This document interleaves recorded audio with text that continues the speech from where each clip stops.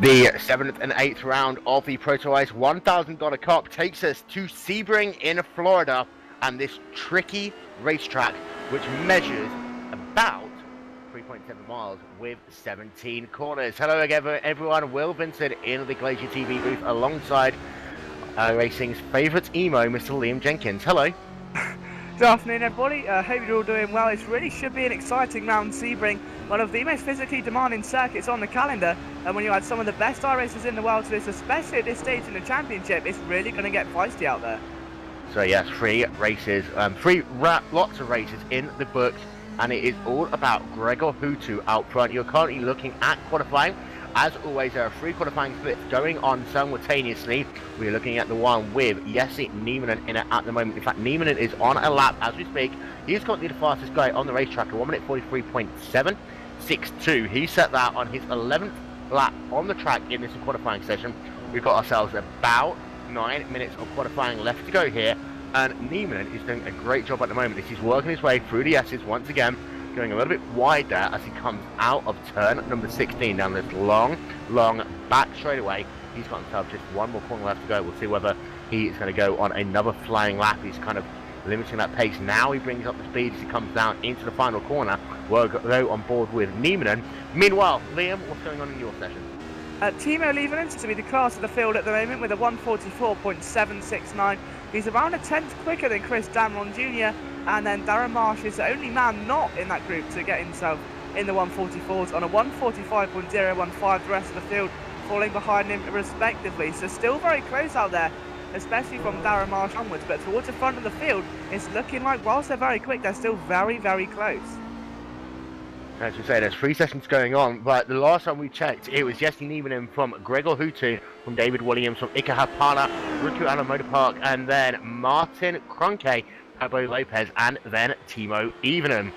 So we're having a look. Say Jesse Nieminen, he's now coming down into the hairpin, down to about 50 miles an hour as he gets into the apex of it, running the curve nicely on exit. Now he's into the faster section of this racetrack, sweeping it to the right-hand side, then down. He'll brake about at the second cone as he comes down now into this corner, this fast sweeping right-hander, building up the speed once again. Good speed through there.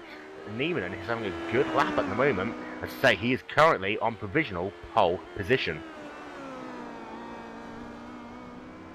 Having a look at some of the other drivers also circulating on this racetrack, we have got ourselves Lesky Loma there. He's just had a big moment. He's only been able to do 1 qualifying time today, and that's a 1 minute 44.963. So struggling at the moment. Martin Kroenke, a 1 minute 44.078, coming through turn number 1 at the moment. He's on another flying lap. We'll keep an eye out on him as well. Paul Lindgren going slowly on the racetrack, warming up for another lap, as is Risto Union. He is trying to do a slowdown lap as we speak. David Williams is on track, as is Troy Schultz and Joe Jr. But checking back in with Jesse Nieminen as he comes out of the final corner. Once again, will he be able to improve on his time? As I say, it's 1 minute 43.762, which is his fastest lap to date. As he comes past the start-finish line, it is a 1 minute 43.699. Nieminen, the first guy into the 6s all session long. And Liam, once again, Nieminen, in the qualifying at least, is dominating. Yeah, and it's exactly what he needs to do as well. Of course, this stage in the championship, things get very tense, and it gets to this point where this has to be your best performance. If you want to claim this championship, this is the round to do it. You want to try and secure it before you head into the final couple of rounds. And right now, it seems to be going in the right direction. Once again, Nieminen proving that, okay, whilst he may not be as competitive in the Drivers' World Championship, he is flying around here, and definitely one of the men of force to be reckoned with at least. You see David Williams having a bit of a moment in that My 3ID team. It's still a very close session out there at the moment. And of course, with a track nature such as Sebring, the pole sitter may not exactly claim the race win. Indeed, and we've seen how, it's been the guy really in the first race. He started from first, you can get the race victory. The second race is the one that's more difficult. We'll come back to that a little bit later on in this broadcast, looking at that second race, looking at how turn number 1, 2 and 3 will likely shape out. And don't forget, this is the 4th of 8 different circuits that we're going to visit in the ProtoICE $1,000 Cup. We've already been to Road America, we've already been to Silverstone and Suzuka. We've got Road Atlanta, Phillip Island, Motegi, and Spa Francorchamps left to go. Having a look at the championship standings, it is Gregor Hutu leading the way with 736 points, and he is almost 100 points ahead of his nearest rival, Martin Kroenke, in second, with Jesse Nieminen in third, Timo Evenen in fourth, and David Williams in the fifth spot. 3 teams make up the top 5 drivers. You've got Team Redline, of course, leading the way. My3ID have got 3 drivers in the top 5, and Timo Evenen in the INX racing car. He is in that 4th position in the overall championship. Checking in on a couple of the other drivers once again, I'm interested to see how Ricky Alatalo is doing. He's only been able to do 2 time laps in this session, and his fastest is a 1 minute 44.240, so struggling a little bit for him. Kroenke, a 1 minute 44.078, as I said, he's on a warm-up lap at the moment. He's just come out of the hairpin, and Kroenke, you know, he sat second in the championship, but he needs a good qualifying performance here today to get himself back into contention, Liam. Yeah, qualifying position really is crucial, and especially with a circuit like this, as we've said, it's a very tight opening sector, and in Martin's position, he really needs to try and get those consistent performances in, because you never know what the finishing order is going to be like around Sebring. It really can throw up some shock surprises, and Martin's going to be one of those drivers hoping that he's going to be in the mix today, trying to get at least a podium position if he wants to stay in contention here. We currently have Kroenke placed in about the 8th position on the racetrack. Of course, we'll get confirmation of that once these sessions are all completed. But in this session, the one that you're having a look at least, as far as the times are, as I say, Jesse Nieminen, a 1 minute 43.699. You have David Williams in the 2nd position. He's at a 1 minute 43.945. Kroenke, 1 minute 44.078. Ricky Alatalo, a 1 minute 44.240. And then Paul Ilbrank, a 1 minute 44.597. So it's just staggering to see how much faster Nieminen is at this stage of qualifying as it is. We've got 2 minutes until the checkered flag drops. Kroenke looking as though he's going to have himself perhaps just one more chance. In fact, he will have himself just one more lap to get the job done as he's coming out the final corner. This is going to be Kroenke's last time, and we're going to go on board of him as he's sweeping it down already. On the front straightaway, he's going to make that turn to the left down into turn number 1.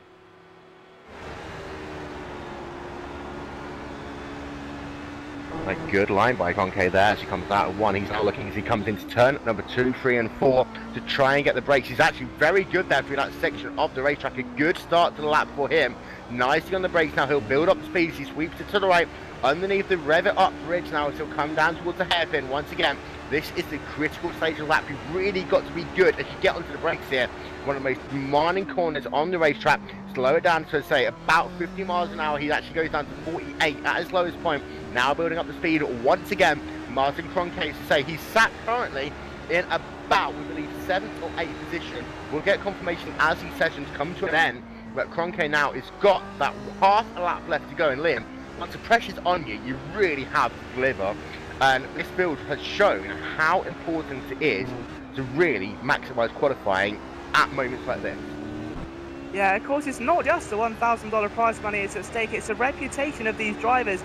A lot of them are familiar with each other around the paddock, racing in various leagues and championships, often at the top flight of sim racing. They want to prove to each other that they're better than the rest of them, that they can get out, and maybe if they can't beat them in one championship, they can decimate them in another one. And that's what Martin needs to do today, as you said. He'll currently be on 7th or 8th, and we're looking to try and improve that. Doesn't really have much time to do so. Let's see what he can do here then.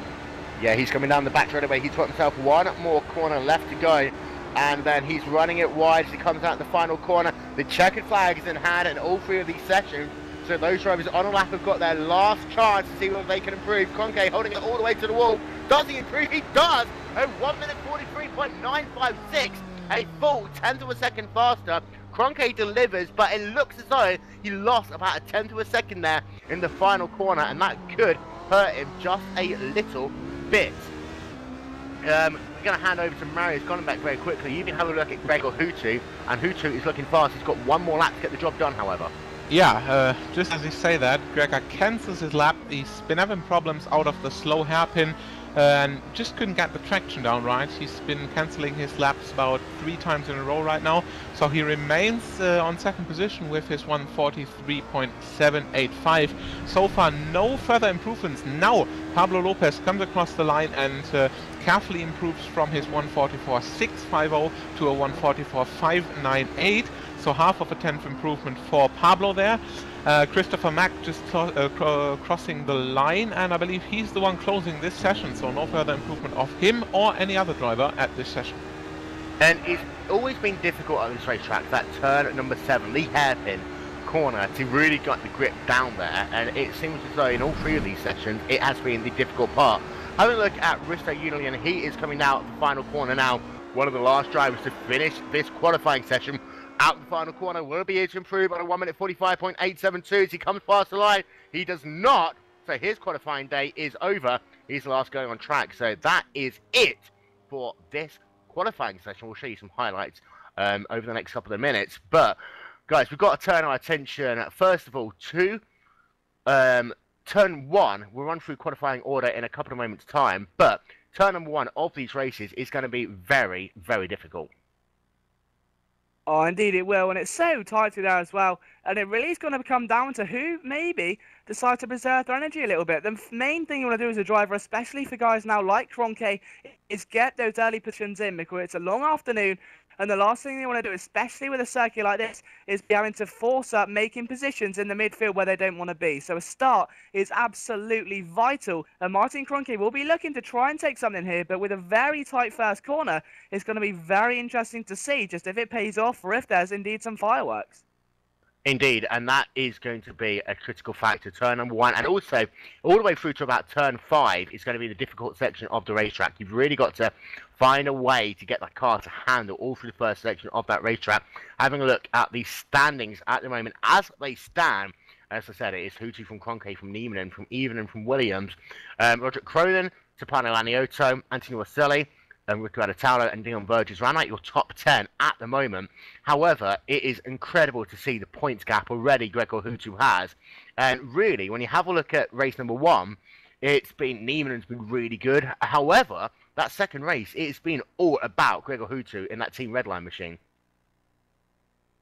Yeah, it really has, and he just stepped up his game, hasn't he? You can see that on your screen at the moment, the current standings, and it really is starting to pick up a bit now. But you can see, though, just taking a look at that order, a few guys in there, guys such as Timo Leivenen, David Williams, Riku Alatalo, Dion Verges, all of those guys have performed very well over the past couple of rounds and will be looking to do even better today. And I wonder if they can maybe get a look in at a chance of the podium, how much influence they will have on the outcome of the leader of this championship. The field, the top 10 drivers as we stand at the moment, it is Jesse Niemanen, a time of 1 minute 43.631. He will take pole position for the first of the 2 heats here today. Gregor Hootu will line up alongside him in row number 1, a time of 1 minute 43.785.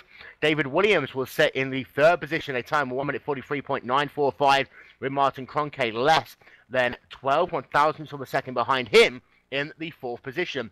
Riccardo Taulo comes home in 5th position in qualifying, so he'll start in the 5th spot. The inside of row number 3 alongside him will be Ika Apana with a time of 1 minute 44.302.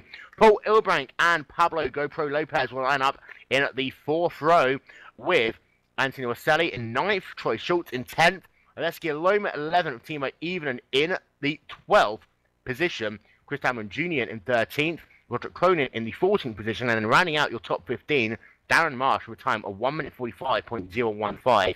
However, Liam, from having a look down the top 10, I mean, having a look at the stunning lap that Niemanen did, 1 minute 43.6, 10th position, a full second back.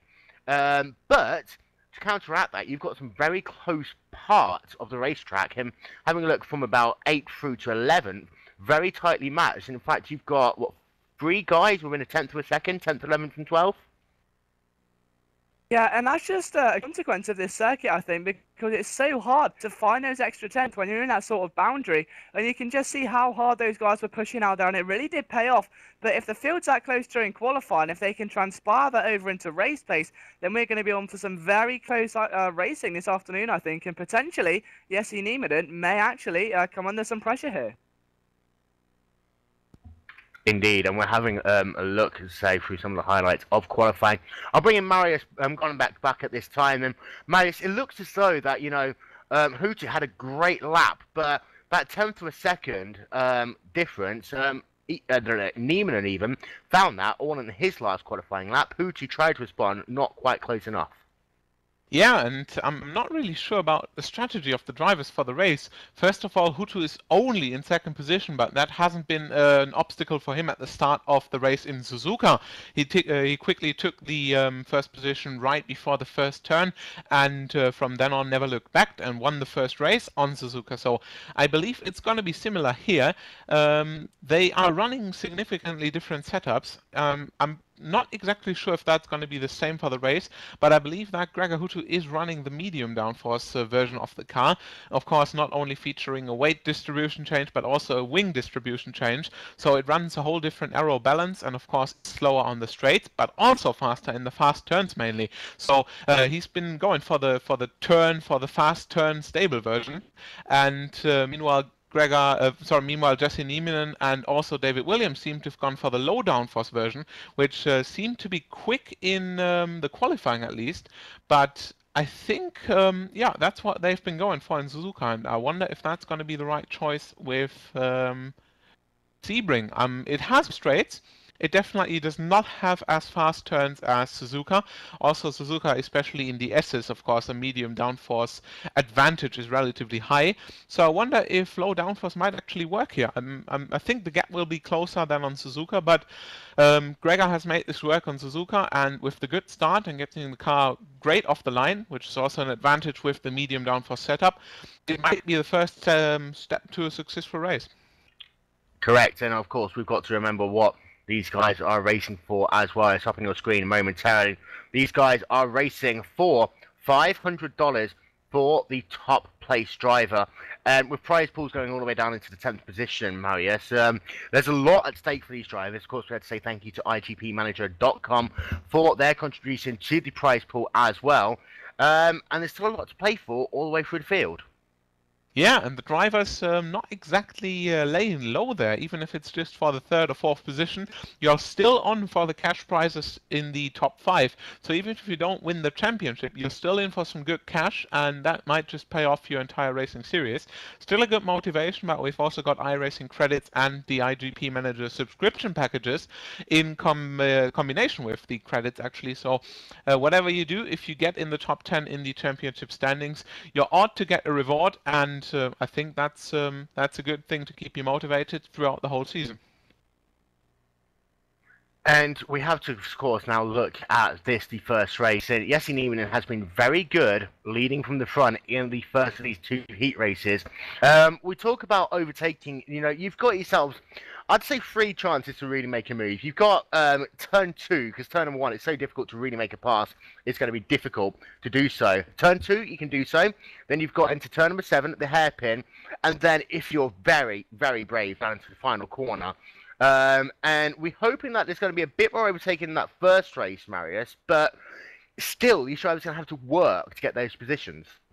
Yeah, and especially in the last turn, when you try to make the move in the last turn, you tend to get very wide on the exit. So as soon as you make the pass, you already lost it on the exit. And with the run down the first turn, even if you're running the same downforce package, it might be enough to get the position once again and reclaim the position you've lost a couple of seconds ago. So even if you run the same medium downforce version, that might pay off. It's a question, however, if you run low downforce, for example, and manage to stick with your opponent throughout the entire slow section, still get the draft down to the last turn, go for the inside, go for the outside, doesn't really matter. As soon as you get a good exit from that turn, it might be enough to take it up to the first turn and make the pass right there.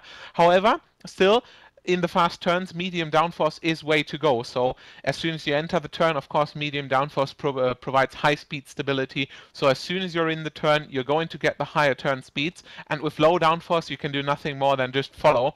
And you're going to figure out at the exit of the turn if it's going to be close enough to make the pass into turn 1. And Liam, we look towards, we're approaching the halfway point of this season.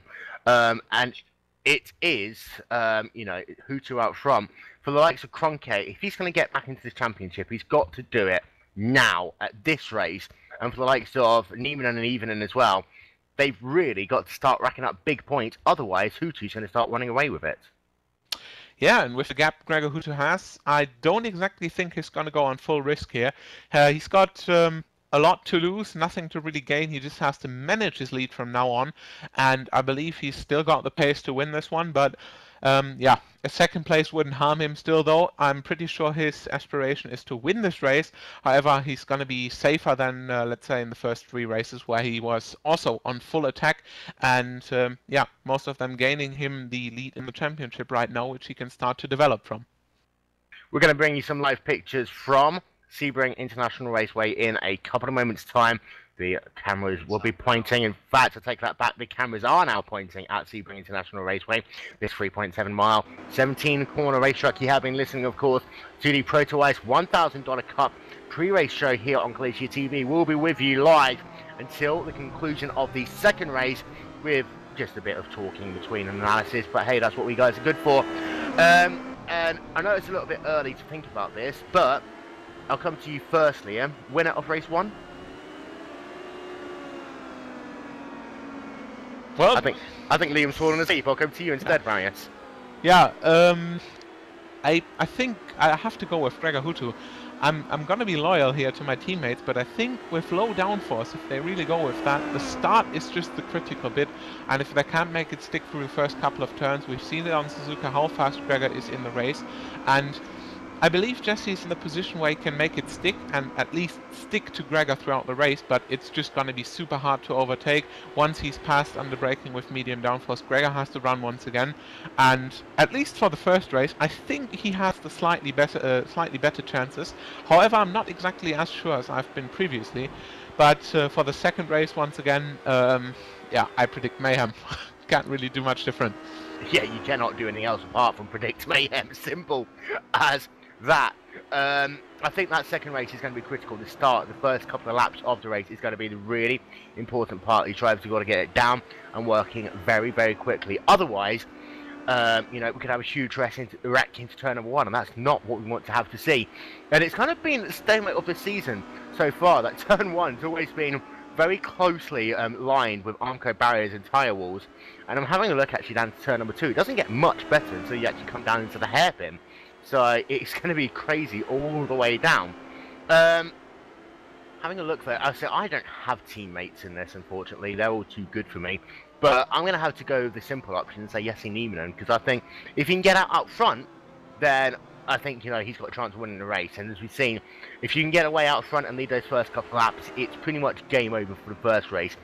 Second race, again, I think it's going to be, I'm going to say the driver who finishes in 5th position in the first race will win the second race, because I think it's got to a point where the pole sitter cannot win the second race 4 races in a row. It sounds good, because especially when you win the race, you tend to be in that exact zone where there is going to be in short trouble in the second race. And well, we've seen Martin Koelke get very lucky at the start, and he hasn't been hit. He hasn't been too prosper at the start, so I believe he's only been like gaining about 5 positions, which is still good, but nothing you could predict a race win in the second race of. But nevertheless, from then on, he only had reasonably slow drivers ahead of him, so it was an easy target for him to just chase them down and overtake them. And the last one has been Roderick Kroinen at that point, and he could even get past him with the low downforce setup relatively easily. So the driver to make the good start at the second race without much incidents into turn 1, I believe, is the one having the best chances here of the race victory. And my bet would be on Martin and David Williams especially, because I think especially Dave and Jesse had bad luck in the second race. Of course, Gregor had bad luck in the last race too, but especially Jesse, I think, yeah, he's had different aspirations with this series, and yeah, would just be good team winning. I have to say, we have to come to the likes of Pablo GoPro Lopez. He's had some tough races recently, and he's one of those drivers who's been there or thereabouts and really looking for good top 10 finishes, and it's all gone wrong for him. Could this be the day that we see Pablo finally get a top 5? I think it's a possibility. Now he's hectic. So, my connect's been all over the place, so just being... Yeah, now it's your connect. All right, go ahead, Yeah, Liam. yeah. Now, I'm just saying that Pab, I think he's, like you say, he's one of those top performers. He's consistently there. Everyone knows he's got the pace. He just can't quite get it all together. Once he just finds that ultimate package and he does kind of avoid that bad luck, then we're going to see a lot more from Pablo, I think, and he could very well be the man to shake up this championship. Marius?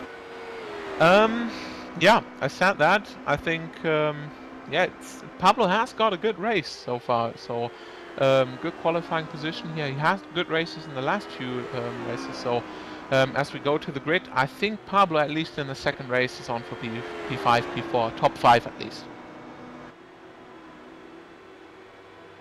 So not long going out until lights out here for the fourth lot of races in this, the ProtoICE $1,000 Cup. There's 20 seconds left in this warm-up session, and then we'll be racing here for 30 minutes. For the first race, we'll have ourselves a 15-minute break, and we'll come back to do it all again for the second 30-minute race. For those of you who's not watched a ProtoICE $1,000 Cup race before, you really need to keep an eye on that second race, because of course we invert the top 20 drivers, and the race for 20th position has been very interesting in this first race. I'm going to take a time to run through a little bit more of your grid very, very quickly. We've run through the top 15 drivers. We'll do it one more time. Let's say it is Jesse Nieminen who will be starting this race once again from pole position in that number 7 car. Gregor Hooter will start in second, David Williams in third, Martin Kroenke fourth, Rico Adatalo fifth, Ika Parda in sixth, with Paul Ilbrank seventh, Pablo Lopez in eighth, Anthony Waselli ninth, and Troy Schultz in 10th. Lesky Loma in 11th, Timo Even in 12th, Chris Diamond Jr. 13th, Roderick Cronin 14th, Darren Marsh in 15th, Bjorn Yen 16th, Jason Love at 17th, Marcus Storr 18th, Isman Bala 19th, and Tapani Lanioto running out your top 20. Nick Thiessen 21st, Risto Julian in 22nd, Eunice Lukurian in 23rd, Joe Jr. in 24th, Henry Backman in the 25th position. Rest of the times coming up on your screen momentarily. 38 drivers have made the trip here to Sebring International Raceway. Very quickly, Marius, final thoughts? It has been fairly clean in the last couple of races, so I just hope that the guys get it over clean and at least spare the big wreck for the second race, or maybe keep that as well. So good luck to the drivers, and we're about to go green.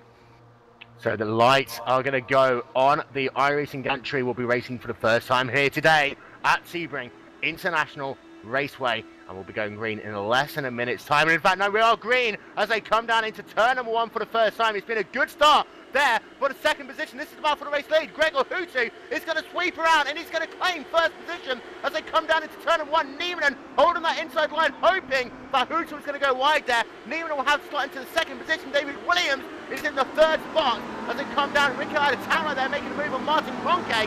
So Kroenke is now down into the 5th position. Aloma in 6th, and Pablo Lopez is set on this 7th position at the moment. But a great start, guys, by Gregor Hooter. Yeah, and a bit of mayhem at back, not too much contact, looked fairly clean there. And at the race start, Martin had to drop back and let his teammates pass, and now he's down to 5th position, having David Williams in 3rd and Rico Adatalo in 4th.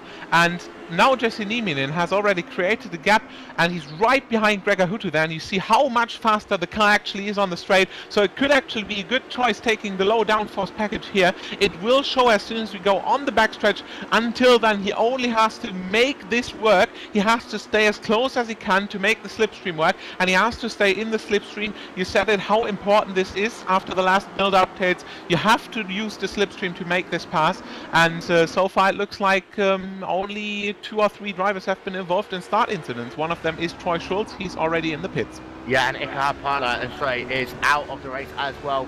He started this race, of course, in the 7th position. He is down on pit road. He will probably not be able to get any repairs to his race car. Having a look at this battle for the race lead, it is Hooter up front. He is reaching about 160 miles an hour coming down into the final corner. However, Nieminen a full 13 miles an hour faster. He has got the speed, but wasn't quite close enough to make it happen. Now he's got to really get a good drive out on the final corner. Wasn't able to really do so there. In fact, Hooter was a little bit closer to the wall as they came down to complete lap number 1 of this race.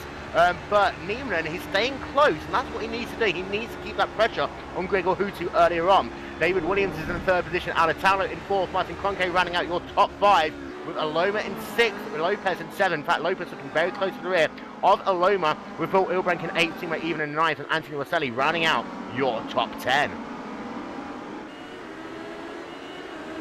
And having a look at Pablo Lopez in the 69 car, he is very close to Lesky Loma, but in fact, I'll tell you what, he's got a little bit of challenge coming up behind him with Paul Ilbrank. But as he come down into the hairpin, turn at number 7, Lopez, you see there's 4 cars there all lined up. Rico Adatalo, Martin Kroenke, Lesky Loma, and Pablo Lopez. This is a battle for 4th, 5th, 6th, oh, and it's contact out of the hairpin. Chris Diamond Jr. hits Jörn Jens, who's coming out of the off, and spins the car into the barriers, and that means DNF, race over for Chris Diamond Jr.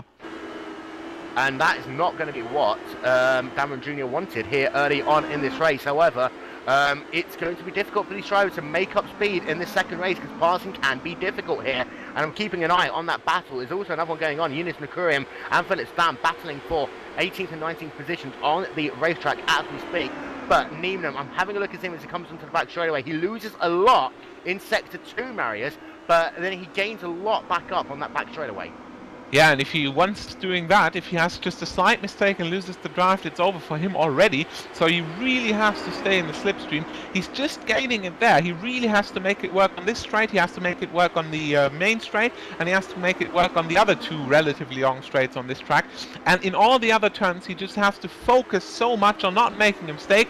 Meanwhile, Alexio Loma goes too wide with Martin Klunke for 5th position, and behind them right away Pablo Lopez.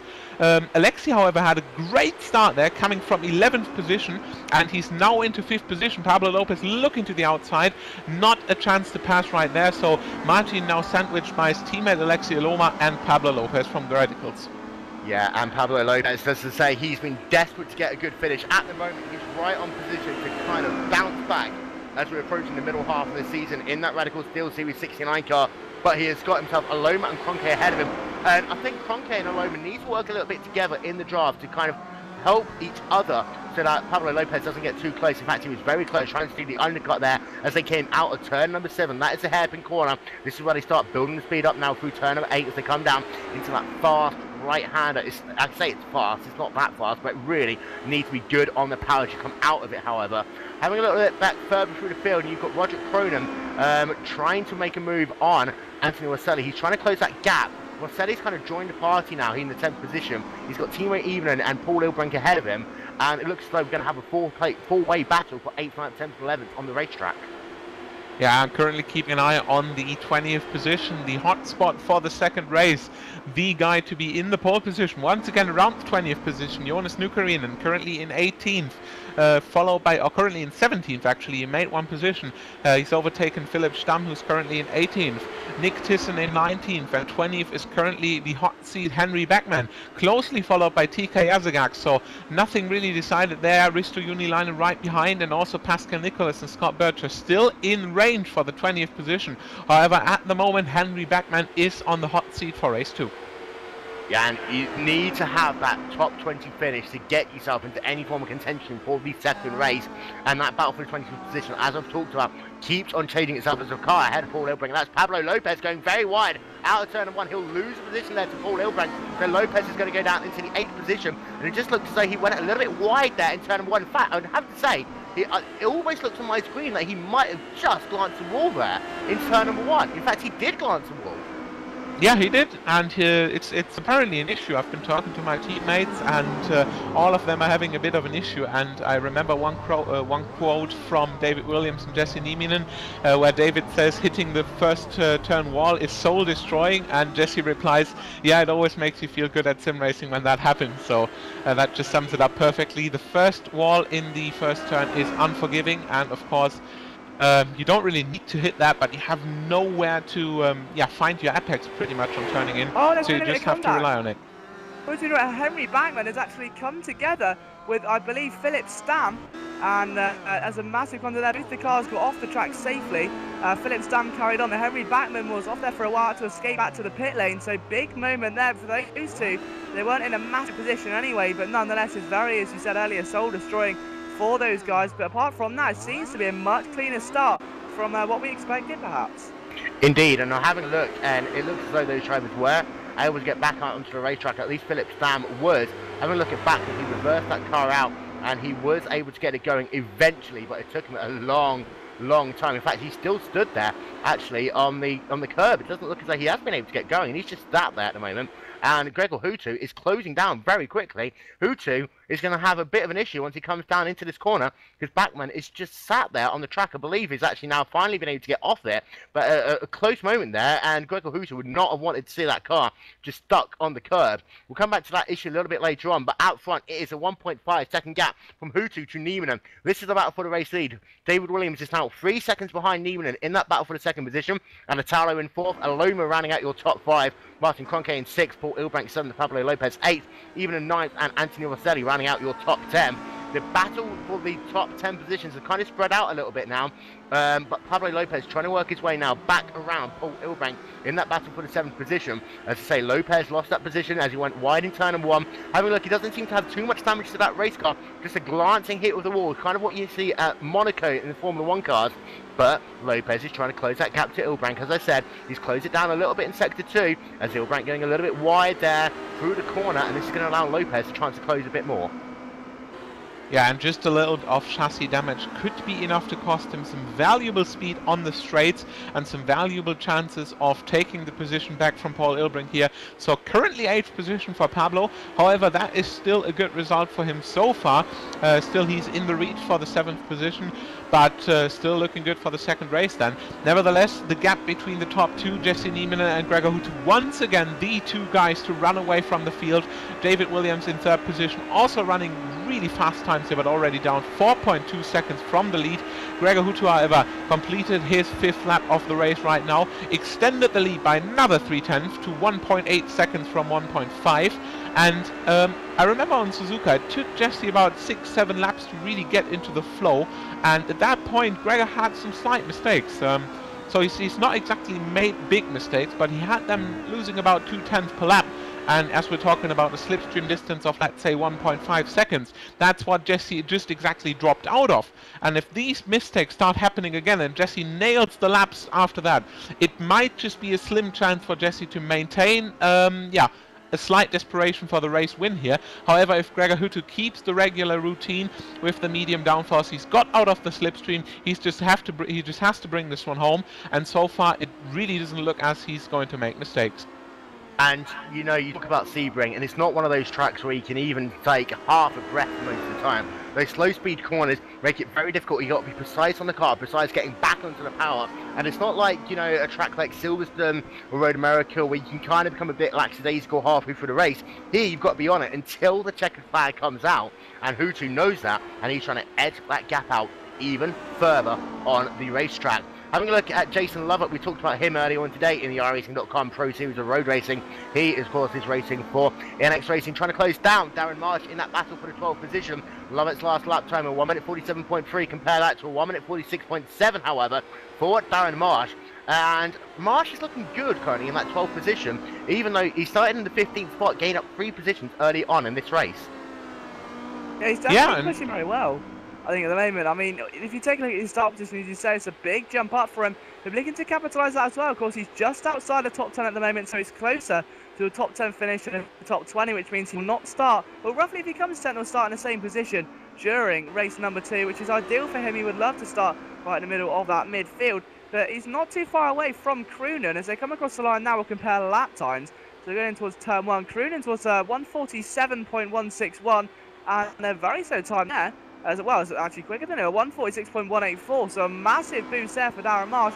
Really is beginning to reel him in now, and Croonen is actually losing a bit of time to Rosselli, but those guys just in front are not too far away. So if things go our way in terms of commentating, we could see maybe a 3- or 4-way battle for the 10th position, just like we had a couple weeks ago. Indeed, and having a look at Henry Backman, he was slow there. He actually just stopped to let all the traffic go past. In his Series 6 car, he didn't want to get in the way of any of these battles on the racetrack. He's currently scored in the 29th position, 1 lap down, just trying to circulate on the racetrack. It looks as though his car is good. As I say, he just caught himself caught in a curve. And with these high curves and the low ride heights of these cars, Marius, if you spin it, it's actually very difficult to get back onto the racetrack if you make a mistake like that.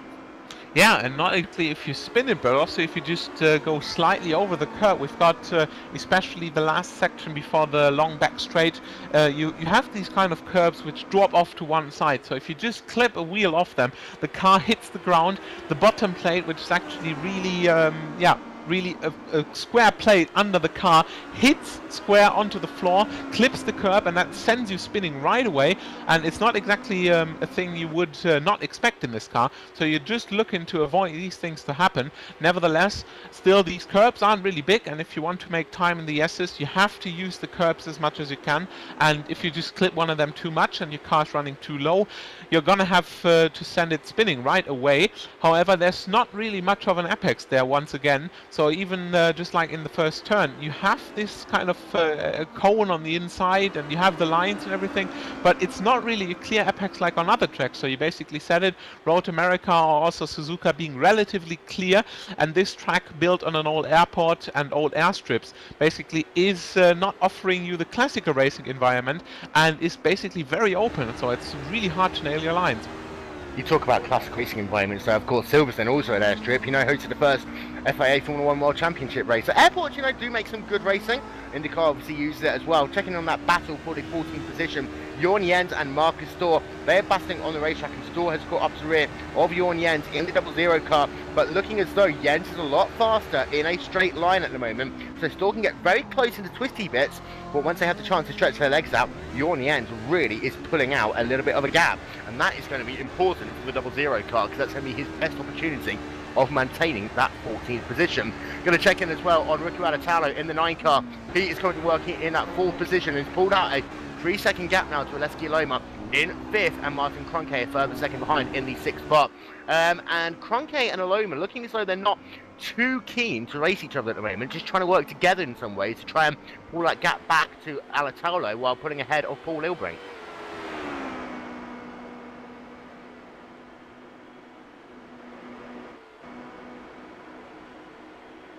So keeping an eye on the racetrack, we're approaching half race distance here. The first of 2 heats here today. Don't forget, the entire races will be brought to you live on GlacierTV, uninterrupted, with Gregor Houtu leading the way at the moment. The gap is now 2.3 seconds over Jesse Nieminen in the battle for the first position. I have to say, however, that 3rd place driver, David Williams, is having a strong race here today, and Williams is on good form after some difficult results previously. Yeah, he really is. He's taken it up another level. So he's going to be looking to try and continue that one today. He would absolutely love a podium position, but it's just quickly taking a look at the battle just behind it. We said earlier, Will, that Martin Kroenke, if he wants to make an impression and become a contender in this championship, this is going to be the time to do it. Currently P6, and he's definitely applying the pressure to Aleksej Loma right now. Those two getting very, very up close and personal. You can see now a little bit of frustration in the back of Aleksej Loma. We're just going to start maybe trying to change that defensive line now, because I think just every now and again Kroenke's going to park his car in a little bit of an advantageous position, maybe look for a move here and there, but not necessarily go for it. And that's important at Sebring. Like we said, there's only a few here overtaking opportunities. They don't want to waste one. You, Liam. It's a good run there by Rosselli. He's trying to make the move on Timo Even, and this is the battle for the 9th and 10th positions on the racetrack. Rosselli had a great run, however, good defensive driving there from Timo Even and made him go around the long way around. This is the 85 car and the 70 respectively, and Rosselli wasn't able to complete the pass. He will have a try and line himself up once again as they come down onto this back straightaway. So they're battling for the 9th and 10th positions on the racetrack, and Rosselli is looking strong in that Radical 70 car, and even looking as though that car's getting a little bit squirrely now as we just passed half race distance. So Rosselli, if he can stretch his legs out, we'll see whether he can close that gap as they come down to the speed trap. I'm having a look to see Rosselli is already up to 170 miles an hour, and even has actually got very good speed, and Rosselli only 2 miles an hour faster. Yeah, it seems that way at the moment. He really needs to try and find something a little bit more than that, because I think at the moment Roderick Croonin will be the man maybe having the best view for this one, and if there is an incident between Rosselli and Levinen, he'll be the man to pick up the pieces. It's important for Rosselli now as they come across the start-finish line, as we say, was 2 tenths slower than Levinen that time round. He really needs to try and start finding something now. He's in the dirty air, of course, but with a track like this, the majority of the track you will be trying to get a slipstream in a bit of a draft and a bit of a slide there by Timo Levinen. But nonetheless, let's see what Rosselli can do here. He's still currently P10. There's still a lot to play for, but let's see what he can do in terms of catching, because just in front you've got Pablo Lopez and Paul Ilbrink who are starting to separate out, and then that battle's still raging on between Aleksej Loma and his competitor Martin Kroenke. So those two still dueling over those top 5 positions. So this race really starting to take it now. There's little groups of 2 and 3 dueling between themselves, and during race 2 I'm sure that's going to be intensified by at least 1,000. And Mary, should we keep an eye on some of the battles on the racetrack as well? What's catching you right at the moment, as we've got, what, just about 12 minutes left to go? Yeah, there's one thing I've been catching 2 laps ago, which we've completely missed so far, is the spin of Jörn Jens in the last turn. He's been going on too narrow to the inside wall, and you have these kind of bumps on the inside, so you might want to stick to the racing line there and just take a smooth line. However, Jörn has been taking the line from the outside, going too far to the inside, clipping the bump and sending the car sideways and spinning around, losing 3 positions. From 14th he's down to 17th position. Luckily he's not in the danger of dropping out of the top 20 so far. Keeping a look on which Risto Jurlelainen in 19th position, currently 3 seconds ahead of TK Yazagak in 20th, who is yeah, at least somewhat safe. Pascal Nicolas has been making some slight mistakes, so he's also 2.5 seconds behind currently. It really looks as TK Yazagak can stay on the 20th position. He's gaining a little on Risto Jurlelainen, so I wonder what's going to develop there. So far, no real big battle on 20th position. And we're checking back in on your race leader momentarily. And of course, your race leader seems to drop of the green flag, Gregor Hutu. For those of you who are just joining us, it is Jesse Niemanen who had pole position. Hutu was able to make the pass on the outside coming down into turn number 1 and has led ever since then. The gap is now 2.5 seconds on the racetrack. Niemanen can just still see Gregor Hutu, and he's just keeping the pressure on in case Hutu makes a mistake. Niemanen will be able to capitalise on it. David Williams still sat in the 3rd position. We've got Atalo in the 4th spot, Aloma 5th, Martin Kroenke 6th, Paul Ilbrank in 7th, and Pablo Lopez in 8th position. Having a look at Pablo Lopez, ever since that off-track incident in turn number 1, when he glanced the wall and then went wide in the corner, he's not really been able to put the pressure on Paul Ilbrank, and I'm not sure whether that's from damage from the race car. I'm having a look on his left-hand side, and it doesn't look like there is actually any damage to that car. I'm not sure if it was that or the fact that he just had a very good start, and once those tyres warmed up, he's just not been able to capitalise since. It could be a mixture of both factors, I think, because he's still nonetheless tucked up behind him. I mean, last time around he had a 46.413 as opposed to Paul's 45.7, so a significant difference there.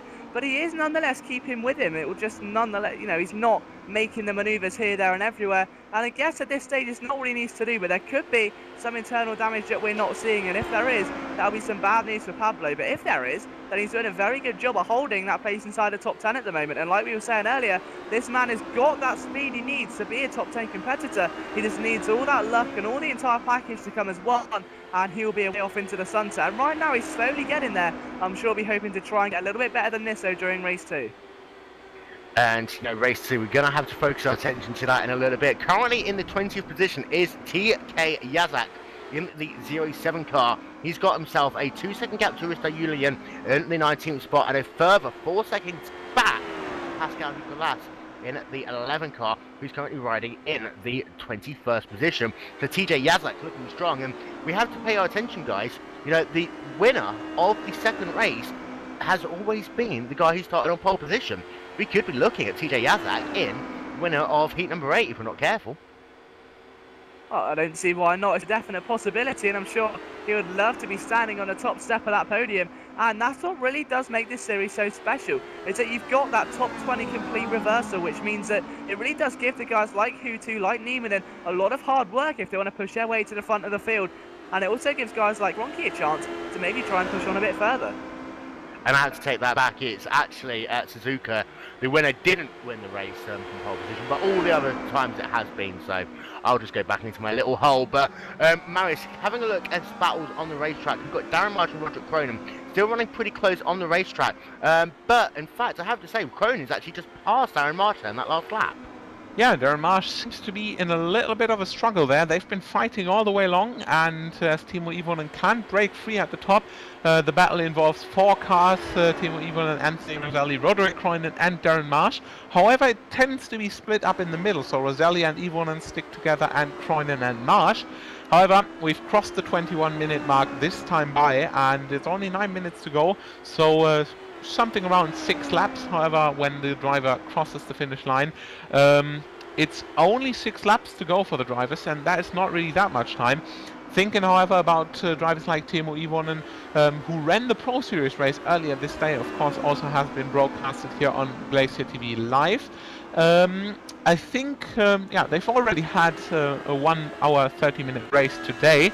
Yeah, not really particularly interesting one, so kind of still setting in the fatigue and still kind of wearing your body out. And now putting in 2 times 30 minutes plus the qualifying, of course, in the night. So wherever you live on the globe, for Teemu Ivonen, for example, in Finland, this race ends close to midnight. It is the weekend, however. Still, you need to get out early. You need to be prepared for the Pro Series. Going through the Pro Series, Teemu Ivonen made a great job there, scoring just outside the top 5. And yeah, you come from that, and it's basically in no time preparing for a completely different car. Talking about completely different, of course, this car has lower horsepower. It is still running somewhat of a difference to the F1 car, but aero-wise, for example, it still has the characteristics of a high-speed prototype. So it's not too different. It's It's probably closer than to adapt to a GT car. However, it is a whole different concept, and it appears that Teemu Ivonen so far has made the choice of doing both races of the day is a correct one. So Anthony Roselli still chasing Teemu Ivonen down for 9th position, and the split has been made to Roderick Cronin in 11th and Darren Marsh in 12th are breaking off these two. And you just saw that, a replay of the start of the race, and a pretty clean start for this first race, of course. Race number 2 has always been very different when we invert the top 20 drivers. I have to say though, Hutu looking strong. If he can make a good start as he did in race 1 on race 2, we really expect him to make up some big places early on in this race. And having a look at Darren Marsh trying to close back down to the rear of Roderick Cronin in that battle for the 11th and 12th position, but it looks as though it's approaching the latter stages of this race. There's not that much going on the racetrack. We've got 5 minutes left to go in this race now. And I'm just trying to have a look to see how, but most of these drivers are kind of separated now by about 3 or 4 seconds each. And this Darren Marsh Roderick Cronin battle, it really is the best one on the racetrack, with the exception of Kronk and Aloma. But those guys just looking as though they're playing it single file, not even wanting to pass each other. Yeah, and just quickly touching on Gregor Hutu lead at the moment. Last time round, Jesse Niemann did a 144.828. Gregor Hutu managed a 44.919. Let's see what it is this time as he comes down the straight. Obviously, this could change, but the past 2 times, Niemann has been a little quicker. It hasn't been huge difference, but it's been enough to maybe shake it up a little bit, and maybe send a little bit of worry into the cockpit of Gregor Hutu at the moment. So he's going to come across the start-finish straight now, very closely followed by Jesse Niemann, and the gap currently stands at 2.4 seconds. Let's see what it is after they cross the line. A 44.952 it is for Gregor Hutu, and a 45 flat for Niemann. And so back topsy-turvy into the back of Gregor Hutu now, and it's almost like a seesaw between these two. When 1 tenth goes up, the other 10th goes back up again. They just sort of switch sector times kind of simultaneously, and resulting in really no position change or no sector time change. The gap back up to 2.5 now, and they're 6 seconds clear away from David Williams. And it's got to be said though, David Williams has done a very good job to come home in a provisional 3rd position today. And having a look at David Williams in that 18 car, he's only 8 seconds behind the race leader. Of course, David Williams is a driver who loves this track. And having a look at Darren Marsh in the 68 car, I'm going to flick to him very quickly as he's very close once again to the rear of Roderick Cronin, so working away into turn number 4 and 5 respectively. Darren Marsh has got himself a very good run actually. If he just caught the curb a little bit there though, and that's going to upset his run all the way down this back straightaway. But I'm having a look, and Cronin is actually faster in a straight line, quite substantially actually, because as they came into the speed trap there, Roderick Cronin was doing about 165 miles an hour, I believe. Just having a look, in fact 168 miles an hour peak. You compare that to Darren Marsh with the draft, only 162. Yeah, so looking like at the moment, there's definitely tipping in his favour. We'll see what he can do a bit later on, as the field really are separating out now in towards his final 3 minutes. Zali as well, still currently in P10 there, is leaving in, who we were just touching on a few moments ago. But more importantly, the battle for P5 is still standing, with Alexei Aloma just holding it at the moment in front of Martin Kronk, who did a 146.4 last time round compared to Aloma's 45.8. So it really is switching in terms of Aloma right now. He should hold this 5th position, but nonetheless Cronky, we said he needed a big result today. A 6 is nothing to be frowned upon, but he will be hoping for a little bit more during race 2, and hoping luck really is on his side. But for now though, back at the front, the gap is still 2.5 seconds.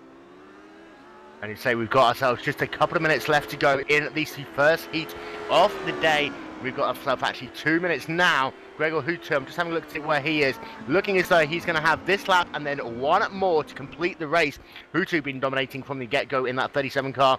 Has been pulling out the gap to Jesse Niemann. It's staying around 2.5 seconds, but Hutu looking as though he's just backing out just a little bit. Just managing that gap back to second place. And Jesse Niemann in that battle for the top position here today. And how to check in on the 20th position. And it is now Risto Union in the 19 car, who is sat in that 20th position, and he's looking strong at the moment to be on pole position for the second race. Ahead of him, Jorn Jens is trying to make a bit of a late charge over Eunice Nakurian, but Jens hasn't been able to really get the laps going together. He lost a tenth of a second that last time by. Pablo Lopez has fallen off the rear of Paul Ilbrink now to about 2.5 seconds back. Lopez struggling a little bit after what we think was a bit of damage to the left-hand side of that 69 machine on about lap number 6. Martin Kroenke still sat in at the 6th position, and Aloma has actually pulled out about a 2-second gap over Kroenke there, that previous lap. So Aloma is looking a little bit stronger now, and Anatalo in the 4th position. He's just been in no man's land all race long. Having a look at Darren Marsh once again, however, he's very close as he comes down, in fact, really close there. And he's really putting the pressure now on to Cronin. In fact, almost running into the rear of him. Would have made the pass here. It's going to be very close, not quite close enough. Will he get the run now down into the final corner? And you see, though, Cronin just pulls out the gap. And this is where, you know, the high downforce setups just don't work, because when you need the speed to make the passes, you just can't do it.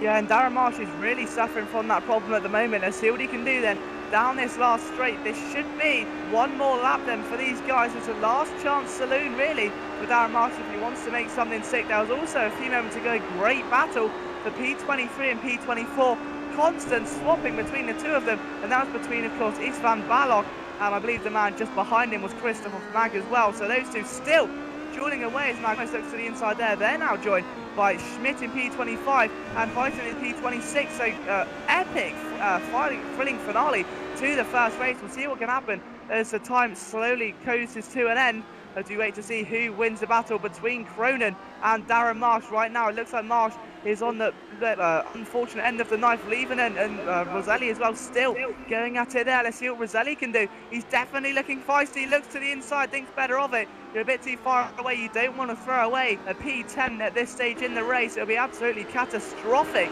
if he did, but the field really starting to kind of sense that desperation now, Will. Indeed, and he saw that Darren Marsh was able to get past Roderick Cronin in that battle, and it's taken him long enough, but finally Darren Marsh was able to make up the pass, and that was the intelligent part there for Cronin. I have to say though, whether or not Marsh will be able to keep that position as they work their way down the back straightaway once again, because we've seen just how much faster Roderick Cronin is as he's coming in out now of turn 16. In fact, Marsh has just got such a good run that I really don't expect Cronin to be close enough this time by. Having a look at Gregor Hutu, however, he's got himself a bit of traffic ahead of him, and we have to check in as well on Martin Kroenke. He lost himself a couple of positions at spin on turn number 1, and Marius, we'll hand over to you. Yeah, meanwhile TK Yazgak had to make a pit stop here, and we're suspecting that he might have been too low on fuel. So actually he's lost the 20th spot, he's lost the spot on the bubble, the hot spot for the second race. Pascal Nicolas, probably not expecting that at all, took over the 20th position there. He's with sufficient gap to Scott Birchin, 21st, and also to the front, nothing more to do to Risto Uniline. 1 lap to go for them as well. And meanwhile, it looks like TK Yazgak dropped back to 23rd position, in fact. So I wonder if the calculator broke of TK Yazgak ahead of the race, but to calculate the fuel this wrong, yeah, that is, I remember it happened to Atze Kirchhoff in a DWC race, so it really looks like the drivers should be more careful with that. Really just unfortunate for TK Yazgak there, as Pascal Nicolas takes over the 20th position. And while that is all happening, Gregor Hutu working his way down the back straightaway. He's coming down into turn number 17. Gregor Hutu, in fact, he's got a car going very sideways ahead of him there as he comes out of the final corner. Crisis averted. Gregor Hutu is going to win round number 7 of the ProtoICE $1,000 Cup. Crisis averted indeed. Jesse Neiman will come home in his second position there, with David Williams just now coming out the final corner. He will take home the third position, with Raku Alatalo coming out of the final corner now, with Aleski Aloma in the fifth position. Those two will take home fourth and fifth positions respectively on the racetrack. Paul Ilbrink looking as though he's going to take home the sixth position, with Pablo GoPro Lopez finally getting himself a good finish in the first heat of the day. He will come home in the seventh position. Martin Kroenke looking close, but he's not going to be close enough as they come past the stripe. He will come home in the eighth position, with Timo Evenen in ninth, and Anthony Rosselli rounding out your top 10. Darren Marsh does indeed finish ahead there of Roderick Cronin, so it worked out in the end for the 68 car. Jason Lovett coming past the line, taking home 13th, and Martin Storr now coming out the final corner to take home the 14th position. Joe Jr. is going to round out your top 15, and we're going to have a look back, and it looks as though it is going to be, at this time, Pascal Nicolas starting this second race on pole position, but we still got to get confirmation of that, guys. Yeah, right ahead of him, Risk Uniline still is within reach. However, I think he will think about twice to overtake him there. Pole position always being prestige, of course, in the race, but also gives you the advantage of running into clean air if you nail the start. So it really looks like Pascal Nicolas stays on the 20th position. Yes, he does, out of the final turn, and the last cars coming across the line, not being put one lap down. Pascal Nicolas and Istvan Balog, 20th and 21st. And of course, Pascal Nicolas takes the hot seat here, pole position for the second race. And Istvan Balog is going to be the one who said, hey, I'm the one who didn't quite make it in. I'm going to be the driver starting from 21st position in this race. So, to run through your final race results one more time, it is Gregor Hutu who took home victory in a time of 31 minutes and 34 seconds. After an intense race, he was able to take home victory by 4.5 seconds over Jesse Neiman. David Williams in third, Riku Adatalo in fourth, Aleski Aloma in fifth, Paul Ilbrink in sixth, Pablo Lopez in seventh, Martin Kroenke in eighth, Timo Evenen in ninth, and Anthony Rosselli in the 10th position. And I'm having a look, and I'm thinking, when I said that it's going to be the driver who starts fifth in the second race is going to take victory, that puts me with Yunus Nakurian, and he's won races before from the, from race number 2. I could be right. It could very well be. I'm sure the bookies will have very good odds on that one. But also, again, there's also those odds stacked against the man on pole, of course, as you said, until Suzuka. Every man who's on pole on that second race has achieved great things, and we'll see if he can be an exception to that rule or carry on that trend this afternoon. But nonetheless, though, race 2 really shaping up to be a cracker.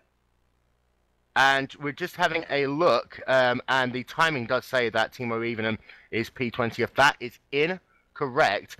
Unfortunately, our timing is a little bit wrong on that. Timo Evenen actually came home in the 9th position in that race in the 85 car, and we can confirm it is Pascal Nicolas who will start race number 2 from the pole position with Risto in the 19 car. He will be starting alongside him in row number 1. Nick Thiessen in third, Johan Jens in fourth, and Yunus Nakurian in the 5th position.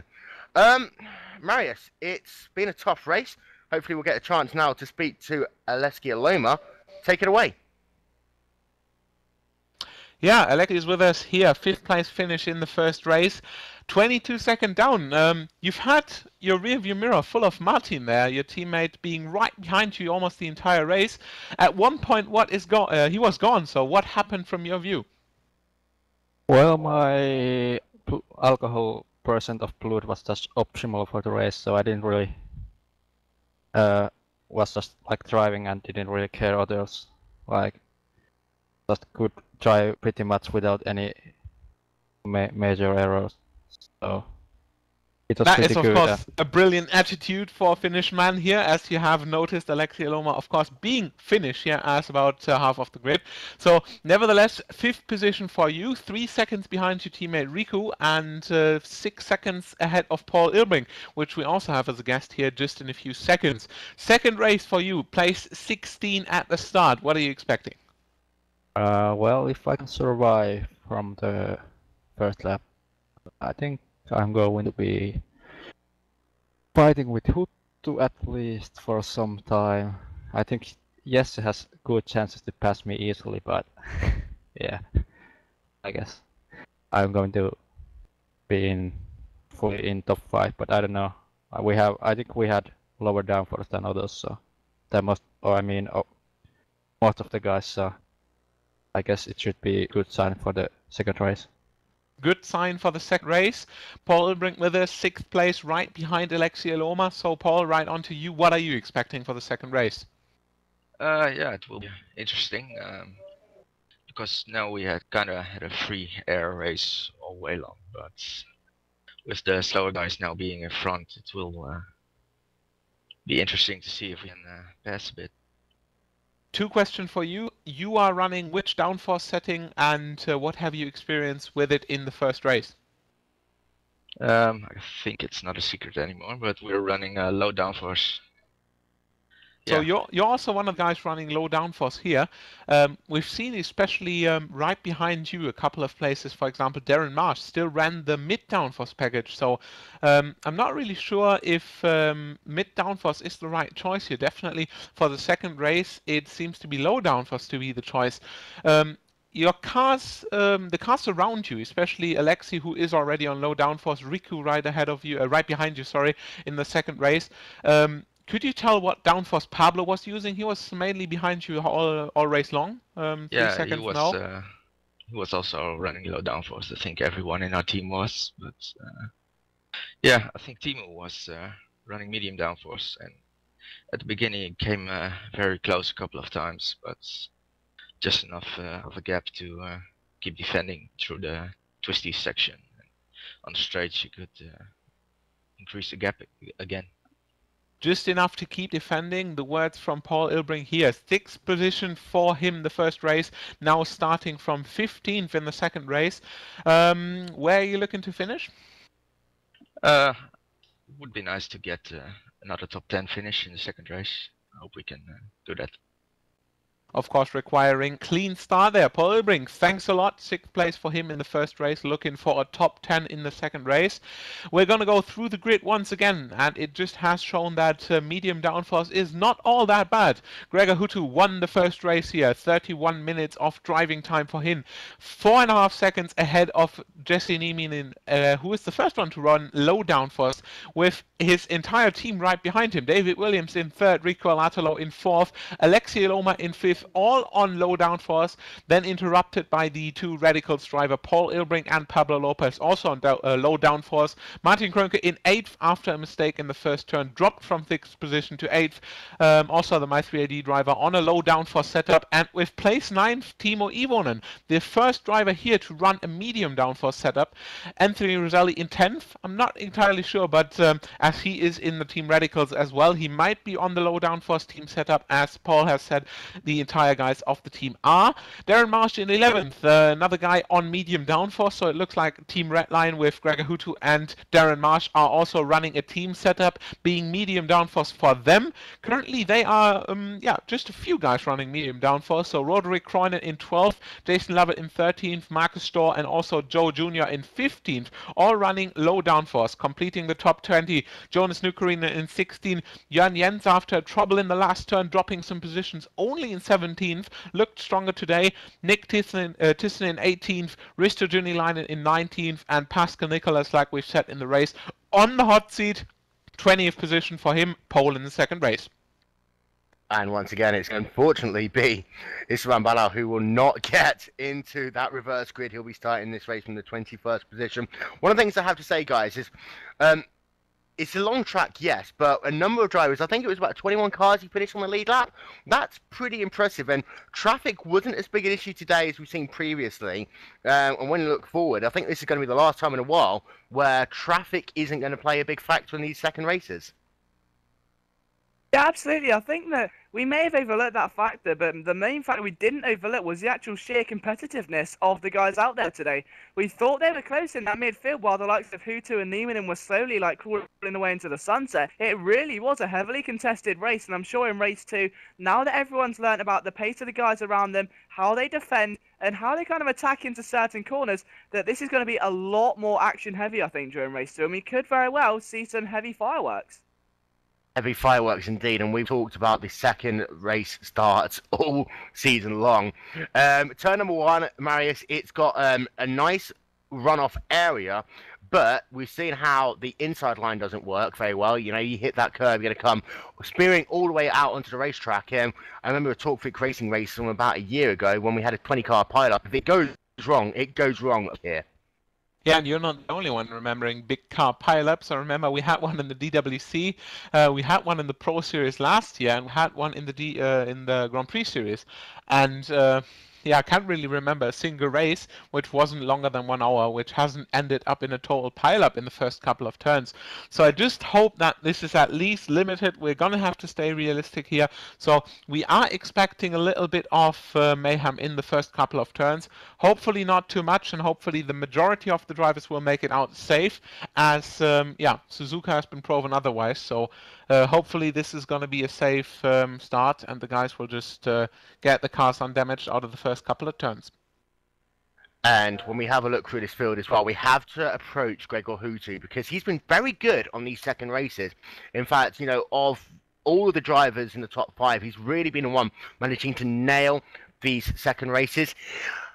It's going to be difficult for him here, because the first couple of the corners are very tight. It doesn't really widen up until you get out of turn number 7. How do you think the winner of race number 1 is going to approach race number 2? Well, I think that the main aspect from here is to kind of think, look, I start a bit further down the order now. I've got some really feisty, aggressive guys up in front of me. The main thing I want to do is just maintain my focus and let the race come to me. Let the opposition make the first mistake, because inevitably there's going to be a lot more overtaking opportunities, I think. So maybe the leader will either A, go for it and try and gun through the field, but if I was him, I'd just sit back a bit, let all the action take place, pick up the pieces of the jigsaw, and maybe put them into a top 10.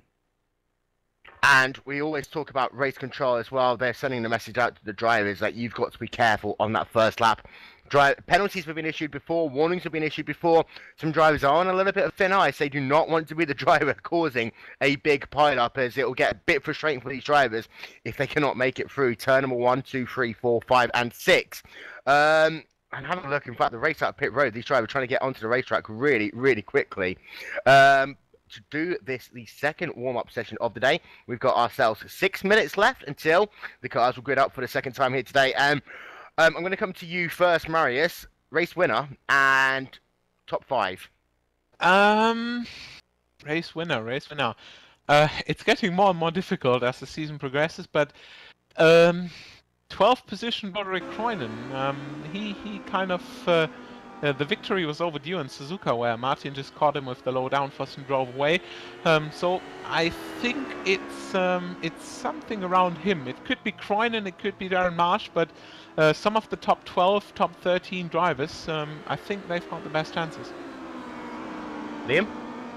Yeah, I'd have to agree with Marius. I mean, those top 12 and 13 drivers really do look hotly contested, and we did see in race 1, despite the sheer aggression we're going to see in just a few moments, that passing on this track is very, very difficult, and you have to really do place your opportunities wisely. And because of that, I think the guys in that top 10 sat, and more importantly on that front row of the grid, may realise this and try and park their car on the defensive line and drive a lot more calmer than we first expect. So I'm still remaining open, but I'd like to say maybe someone like Pablo Lopez could potentially take one.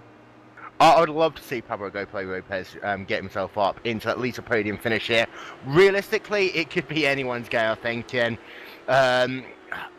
I'm not sure whether you can win this race on pole position, the way the tracks work, the way the downforce level works.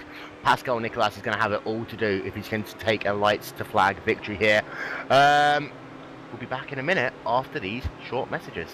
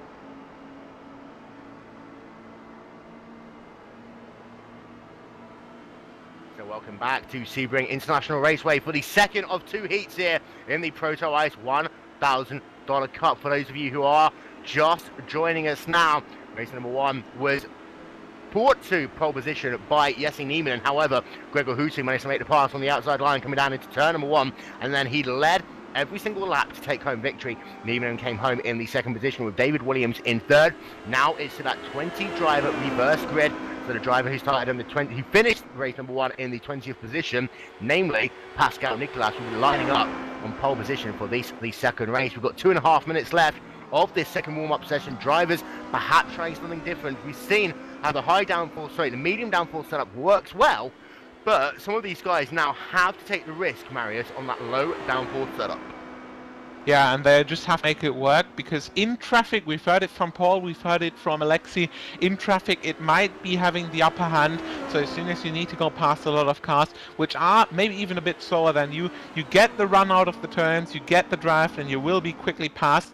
And also Alexi said that when you're running the low downforce setup, you just have to make it stick through the S's, you have to stick through the turns, and then no one is going to get you on the straight, because you're just way quicker.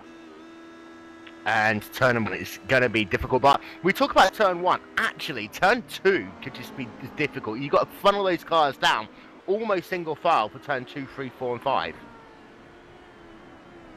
Yeah, it really is a tight opening sector, and of course, you know, you've got a massive field of cars flowing through there at the start of the race. It really can throw up some surprises, and a lot of drivers have to be aware and maybe be a lot more conservative than they normally would be. But of course, this is race 2, and the more we kind of build up the hype for it, the more we expect to see something major happen, normally towards the mid-end to the rear end of the field. But we should have to wait and see.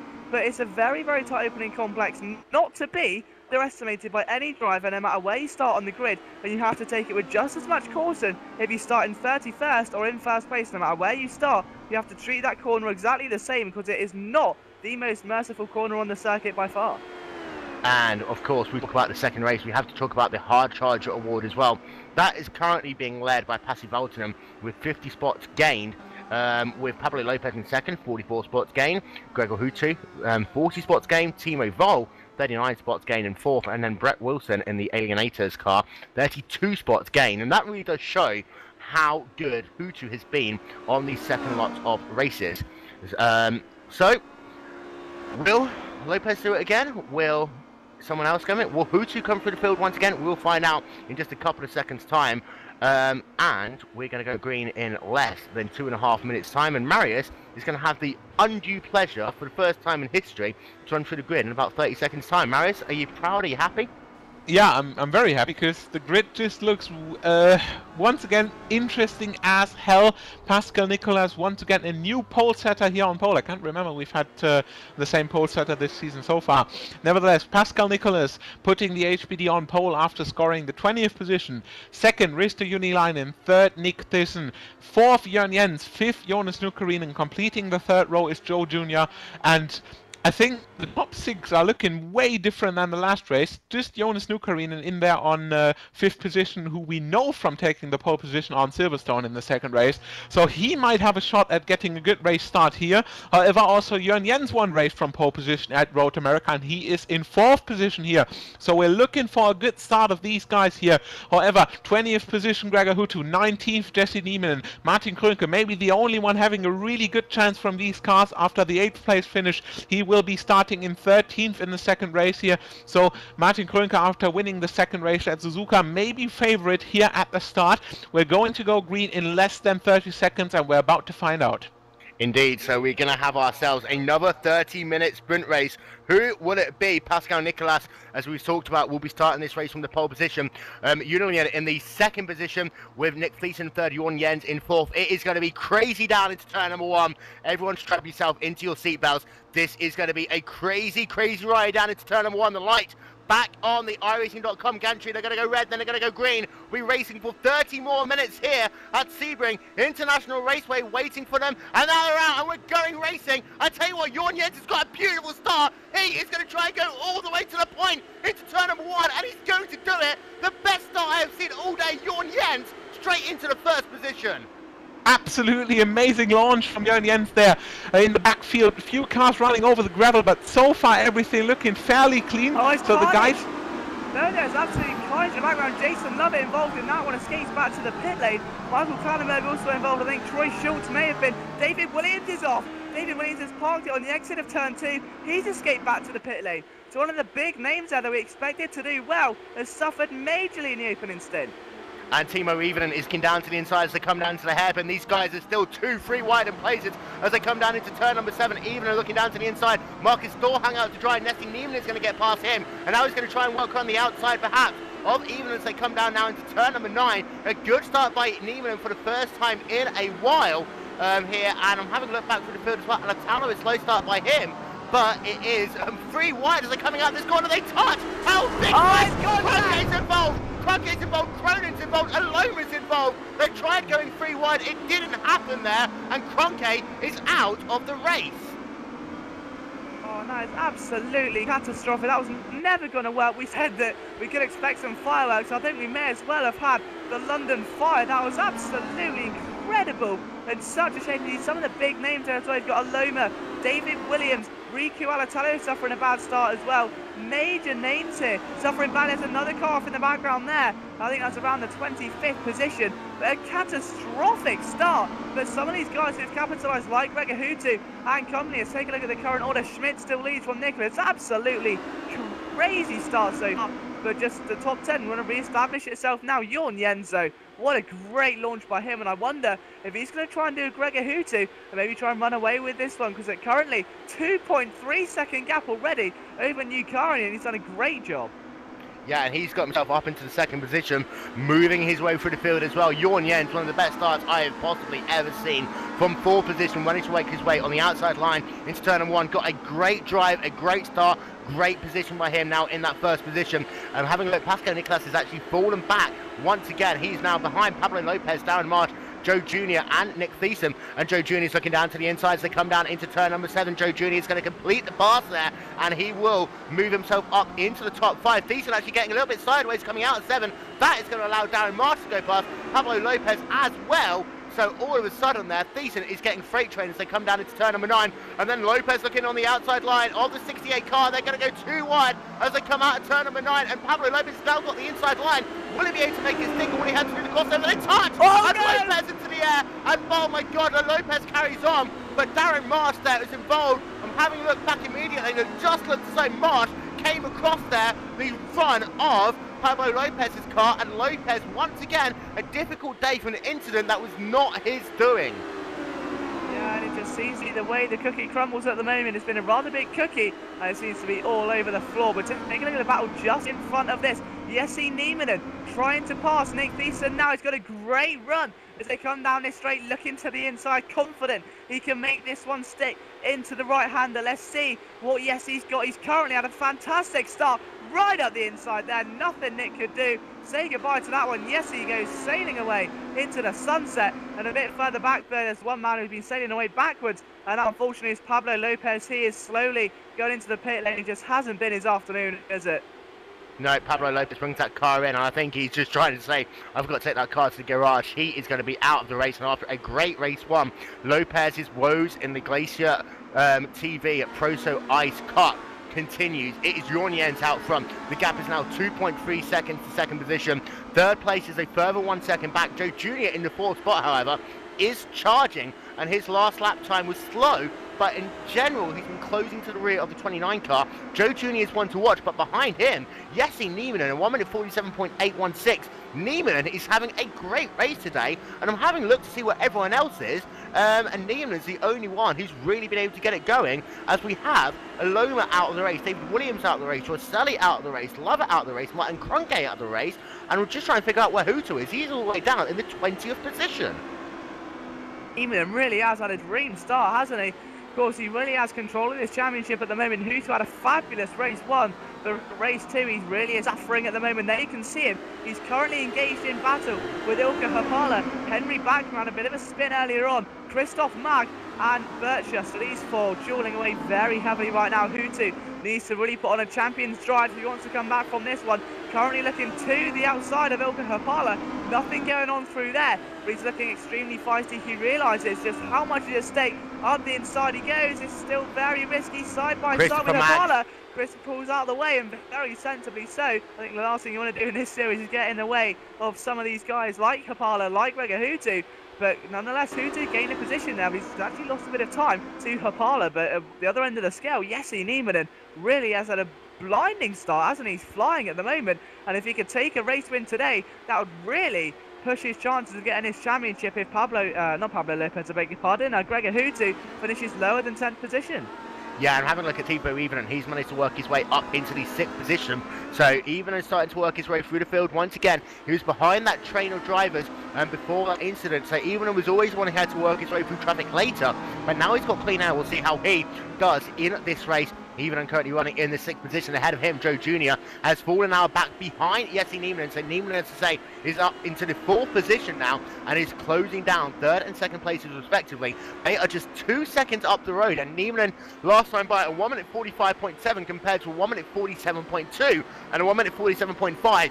Niemanen is catching so quickly, and if he can get this done, if he can line this up properly, he might be able to get past 1 by the time they get down to turn number 17, and then 1 by the time we get into turn number 2. We'll stick with Niemanen. In fact, we'll try and go and border Niemanen here now as he's working his way down this far section of the racetrack as they approach the S's.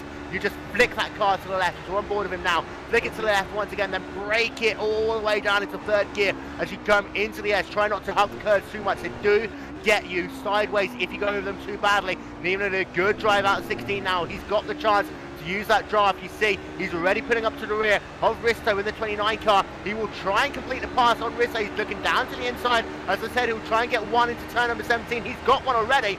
Now he's trying to charge down on the Korean as they come down to the start-finish straight once again. Yeah, great stuff all around there. Also, Troy Schultz has passed Heitinen there, so he moves up another position. That battle, of course, containing Bircher and Christoph Magno heavily underway. A bit further up forward, Gregor Hutu has managed to move slightly more through the field now, and Pascal Nicholas moving very slowly, dives into the pit lane. So from P12, something's obviously happened there. He's stayed out, but he's holding the inside of the track there, so drivers passing him left, right and centre. It's not the way he imagined race 2 would go for him, I'm sure, but Jesse Niemanen just keeps on improving, doesn't he? Next on his hit list will be Nikani. Let's see what he can do here. And then, of course, just in front, though, is Jorn Jens, who currently holds a 3.4 second gap over Nikarian and 3.9 over Jesse Niemanen. So, if Nikarian actually holds up Niemanen, then this could play into Jens' favour. But we're not even 10 minutes of the way through yet, so still 2/3 of this race left to go. Jorn Jens, I think, could struggle to hold this lead. Makes the pass. Niemanen makes the pass down into turn number 9. He's going to complete the pass. So Nikarian couldn't hold up Niemanen for more than half a lap. Niemanen now up into the 2nd position, and it continues. The 31 car now has got his eyes on the prize. Can he be the driver to win both race 1 and race 2 of the weekend? The gap is under 4 seconds. Niemanen's last lap was a 1 minute 45.4. Jorn Jens a 1 minute 46.9. So within about 4 laps time, Niemanen is going to be all over the rear of the 00 car, and Jorn Jens right now is just driving for his life. Oh, he's driving the wheels off that thing, isn't he? You can just see already how much time he's gaining on the current leader. The gap now is, we'll see what it is when they come across the start-finish line very shortly. Of course, Jesse right now, though, is doing a sterling job. And I wonder, though, how much Jorn Jens has got in the tank. He's coming across the start-finish line now. So let's see what his current lap time is, because this will be the first half of a lap where Niemanen has clean air. So across the start, there you go. So 146.5 for Jorn Jens, a 146.2 for Jesse Niemanen, and that included a pass on Nikarian as well. The gap is now 3.6. So despite having to pass someone, Jesse Niemanen still manages to take a mighty 0.3 of a second out of the rock of a lead which Jorn Jens holds right now. Brilliant stuff here by the current championship leader. And Niemanen, in fact, isn't the championship leader at the moment. We have to retract on that. It is Gregor Hutu, the championship leader. However, it is Niemanen closing that gap. It is less now than 3.5 seconds, so they're working their way out the hairpin once again. Jorn Jens in the 00 car leading the way, and I tell you what Niemanen is saying, it is on like Donkey Kong, because he is closing that gap down every single corner. Niemanen is just inching closer and closer to the rear of the 00 car. To have a look further down the field, Joe Jr. is falling behind Paul Ilbrink in the battle for the 6th position. Ilbrink is currently riding in that 6th spot, and he's pulling out a gap over Joe Jr. In fact, it's coming under the clutch of Thiessen, and Thiessen there who's going to try and make a pass. Behind that, Gregor Hutu lining himself up for a pass now on Ika Hapana. He's tried to make the move, wasn't quite close enough, and Hutu definitely struggling here, still working in the 16th position in the middle of a trolley train at the moment, and hasn't been able to gain up much ground at all. Gregor Hutu still sat down in that 16th position. Yeah, he really needs to try and get going now. He must realise that he cannot see Jesse Niemanen, and I'm sure sooner or later he will catch wind of where Jesse Niemanen is, and where he is right now is currently 3 seconds away from a potential race win, which is currently being held by Jorn Jens. So they come across the start-finish line very shortly. You will see just what Jesse Niemanen can do in the clean air. Jorn Jens comes across the start-finish line for a 156.779, a 145.1 from Jesse Niemanen. Where did that come from? That gap has just been crushed to 1.9 seconds. Jesse Niemanen is on absolute fire right now. And I'm having a look at Hutu there, was able to finally gain one position. That is over to Pano Laniote. In fact, Laniote's looking back down to the inside to come to turn number 1. This is Hutu's issue. He just hasn't got the straight line spin. You see Laniote there actually backed out the throttle, wasn't going to push the issue too much. Hutu remains in the 14th position. He has got Ika Hapana ahead of him, then Istvan Pano, then Marcus Storer, and then Hirapaki Lamy just to get into the top 10. That gap between Niemanen and Jorn Jens, however, it is closing even further as they're working away in the middle section here of lap number 7. 13 minutes going to be scored complete in a minute, and Niemanen is so close now. It is just a matter of time. One thing I need to see though is whether or not Jorn Jens is using a medium or low downforce setup. That could be the only thing that could save Jorn Jens. If he's got a low downforce setup, he might be able to just keep enough speed on the straightaways there to salvage the chance to defend for perhaps a couple of laps. But Niemanen is so close now, so working away through the S's once again, down 15, now flicking to the right-hand side for turn number 16. The gap is now less than a second. Niemanen has got that slipstream, and we'll have a look at their speed trap times as they come down into turn number 17. You see, Jorn Jens about 165, 170, 170 miles an hour, Niemanen 176. So Niemanen has got the draft, and it's a lot faster. In fact, as they come out of turn number 17, he's a lot closer than he's ever been before. And now as they come past the start-finish line, Niemanen is on the charge. The gap is at the line. Less than 1 second. It is 4 tenths of a second. Sorry, 4 tenths of a second.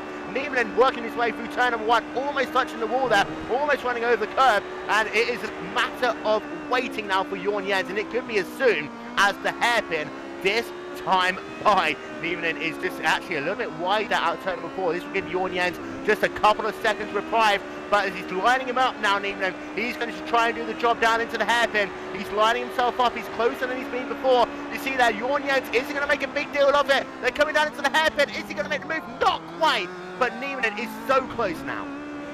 Yeah, the thing is though, he can't throw this away, and that's what he did there. He saw the opportunity, but it just wasn't big enough. You don't want to throw away a race win when your main championship rival, who's in front of you in the championship, is at least 10 positions away.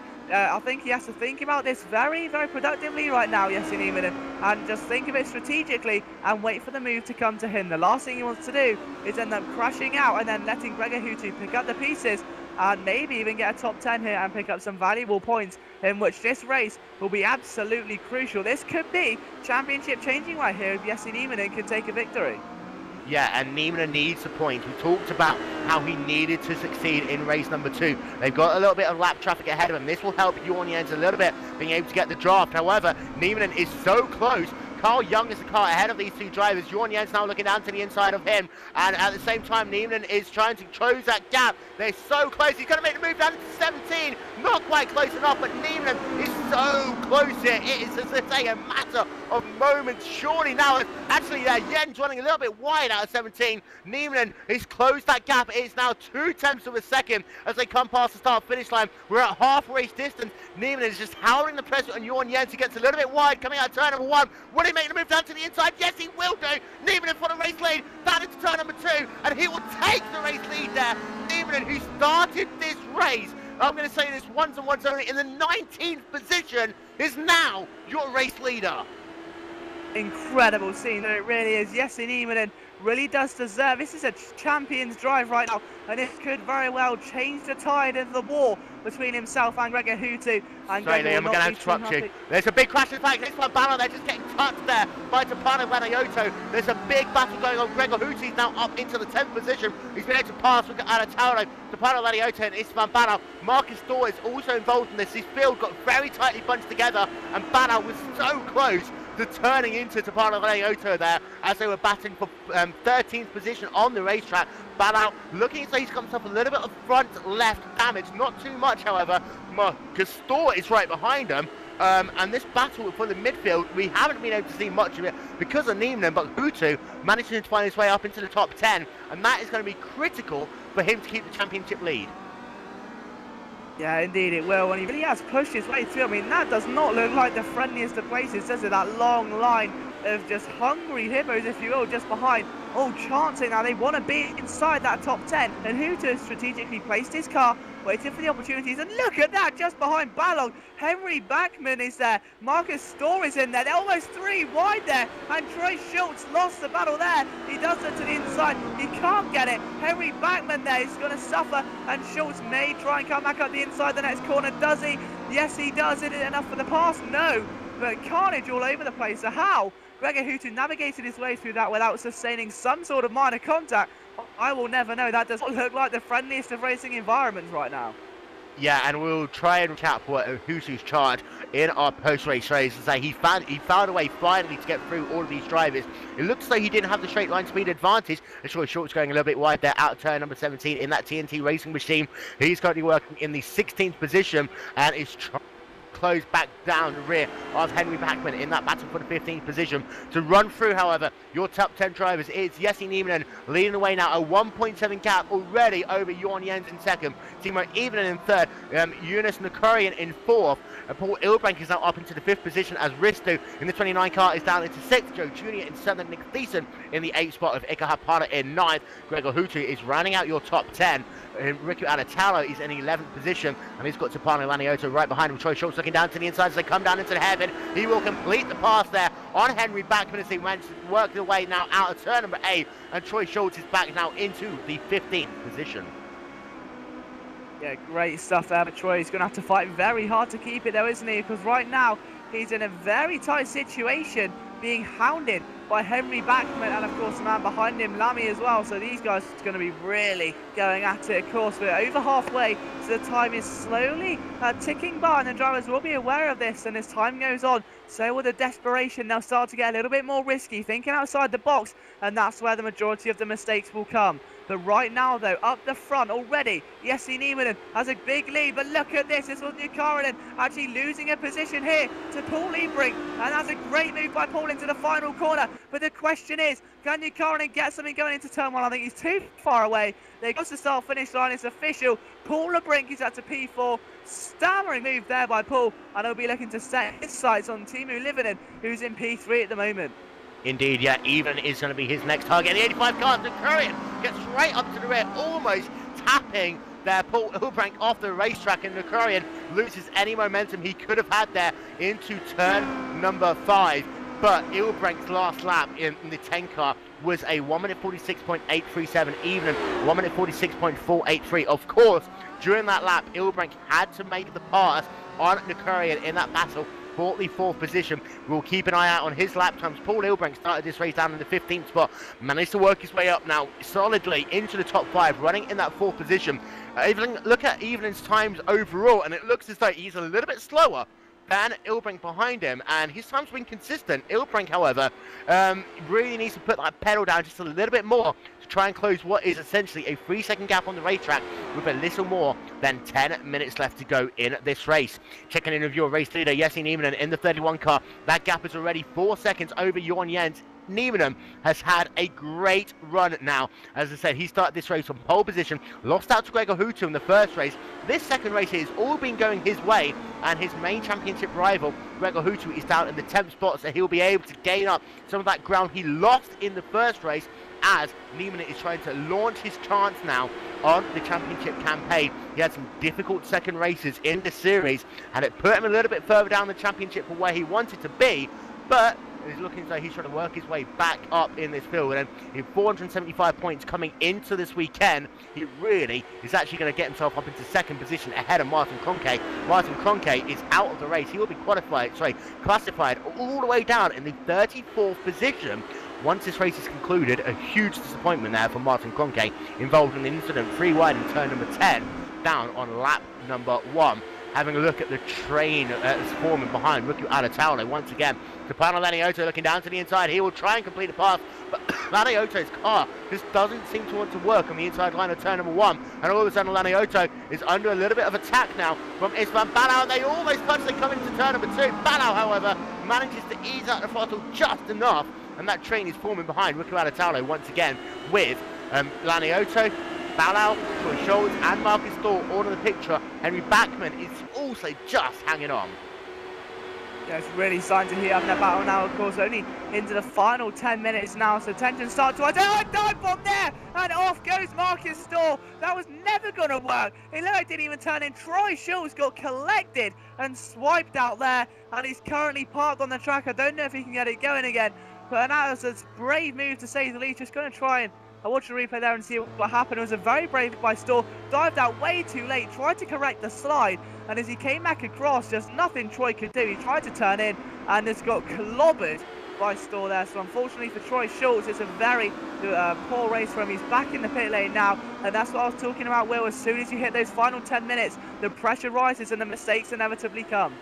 Yeah, and Marcus Thor there, it just looked so, as she said, he pulled out of the draft just a tiny bit too late and just caught the right rear there of Troy Schultz's number 4 machine. Schultz down on pit road. He doesn't look as though he's going to get any repairs to his race car. Istvan Balau, however, still staying behind Stefano Laniotto in this the battle for the 12th position on the racetrack. And Balau looking as though he's fallen back a little bit as Laniotto just trying to put the pressure once again on Riku Alatalo.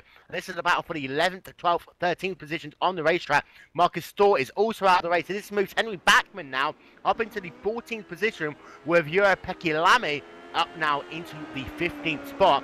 And we're having a look through the field, and Gregor Hutu is slowly catching Ika Hapana, who has got Nick Thiessen and Joe Jr. within 2 seconds of him ahead on the racetrack. Gregor Hutu trying to set himself up now to perhaps get all the way up into the 7th position, and Hutu is looking strong as we're entering the closing stages of this race, just about a second behind Hiko Hapana, as we've got ourselves another 4-car train on the racetrack. Yeah, it's definitely tension starting to rise now. Of course, drivers starting to realise what's at stake. We haven't got too long to go in this championship, so it's really make or break time if you want to establish yourself as a main contender, especially in that midfield. Guys like Riku Alatalo who want to finish as high as they can and make a statement. Right now, Gregor Hutu has done very well to catch the back of Ilkka Hapala once again, so let's see what Gregor can do now. Hapala, however, is on the assault to Nick Thiessen, who's on the assault to Joe Jr. So really starting to pick up in these final 6 minutes of racing. It's going to get tense, and I wonder if Gregor can just show how crafty he really is, and if he can get 3 of these drivers in the final 6 minutes, it will be a spectacle to behold for a long time. Gregor is a class of his own though in terms of driving, and we're seeing that this championship as well as the Drivers' World Championship in iRacing. But right now he's got a mighty challenge on his hand of passing 3 very quick drivers. And Joe Jr. goes a little wide there, and because of that, Nick Thiessen also followed, which allowed Ilkka Hapala to get a little run. This is what we mean now. The mistakes start to come in a train of 4. This could be very helpful to Gregor Hutu, because if these guys are making minor errors, he'll be the first man to capitalise. And yes, Gregor Hutu, those 3 cars being very closely matched on the racetrack ahead of him. This is actually going to make it a little bit easy. He sees right now up to this train, and as they come out of turn number 5, it'll be interesting to see whether he can make the move. He's got to get very nicely on the power. He does that. Now he's got, you see, to go under the rev it up bridge through turn number 6. He's not the fastest car on the racetrack, but is by far one of the latest breakers on the racetrack. And you see there, Gregor Hutu is going to have to try and work it around the outside, possibly, surely not, as ahead of him. And Hapana trying to work on Nick Thiessen there. Nick Thiessen going wide. This is going to allow Hapana to get past, and Hutu as well, almost bump drafting Hapana down as they almost come together into turn number 9. They're not going to try and make it 3 wide, surely not. And now Hutu is going to find his way past Thiessen as it all sorts itself out just for the time being. Hapana ahead of him though is going to be his next victim, and is only about 4 tenths of a second ahead. Hutu is doing this the easy way. He's picking them off one at a time rather than trying to take them all at once. Hutu now up into the 9th position on the racetrack. Nick Thiessen falling back down into 10th. Yeah, and just like that, and that's what I was saying, those little errors can really become costly. If you're in the middle of a train, you make a tiny error or a slight off track and bang, 3 or 4 positions gone in the blink of an eye without you even realising sometimes. As there you can see, Ilka Hapala looking to the inside of Joe Jr. here. It's going to be the ideal opportunity for him. Let's see if he can get it done. He just can't get that momentum shifting, and I think he realised who's behind him there. Mr. Gregor Hutu himself, and if he did go for a move and he went too deep, that's easily a position there too. The current championship leader, he got a great run there though, didn't he? Gregor is pulled right alongside Ilka Hapala, a drag race in towards the first corner, round the outside. This will be absolutely incredible if he can do it. He's got it done before the corner. He's just going to sweep it round. No fight at all there from Ilka. He knows he'll have the inside line for the next corner, but he just does not have the speed to match it. Position, Gregor Hutu. That, I believe, is P8. So next up on his hit list, Joe Jr. P7. What you're witnessing right now is why Gregor Hutu is one of the most illustrated drivers in all of sim racing. And Gregor Hutu is going to probably make this very easy work of Joe Jr. He won't do it down into the hairpin. He's not been the fastest car on the racetrack. However, as soon as he gets out of this section, you just see the aerodynamic grip working. Hutu getting a very good run out of turn number 7 once again. He's going to try and line himself up now to make a pass over the next couple of corners on Joe Jr. You see Jr. just pulls out a little bit as they work their way down these straightaways, but now this is the part of the track that Hutu really is strong at, as he's very close there as they come out of 11, really building up the speed now. He's going to have the chance to look down to the inside. He's going to make it, but not quite close enough there. He'll have to wait another couple of corners as Joe Jr. getting a little bit sideways. This is now going to allow Hutu the chance to try and make the move. He's using every single last inch of the racetrack. He couldn't find a gap there. Perhaps he's going to try it into the S's. He's not going to be close enough.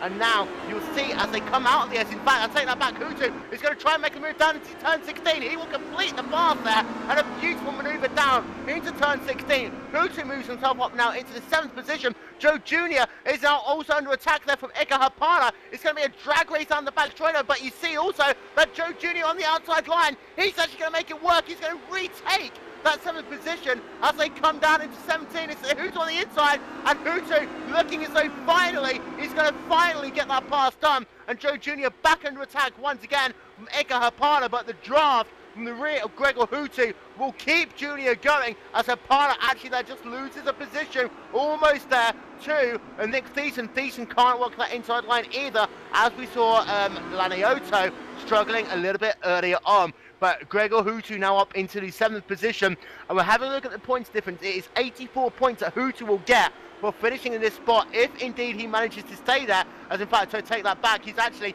been able to pass Ristu there without even blinking on the outside of turn number 6. Hutu, in fact, now trying to work his way on Nakurian, and Nakurian has actually managed to make his way up into the 5th spot, losing a spot perhaps in a couple of corners time to Gregor Hutu. So Gregor Hutu all of a sudden looking for the chance to finish this race in the top 5. We're going to have ourselves perhaps a lap and a half left to go. In fact, it's going to be very close. We're going to have one more lap left to go at the line. We're going to keep an eye on this.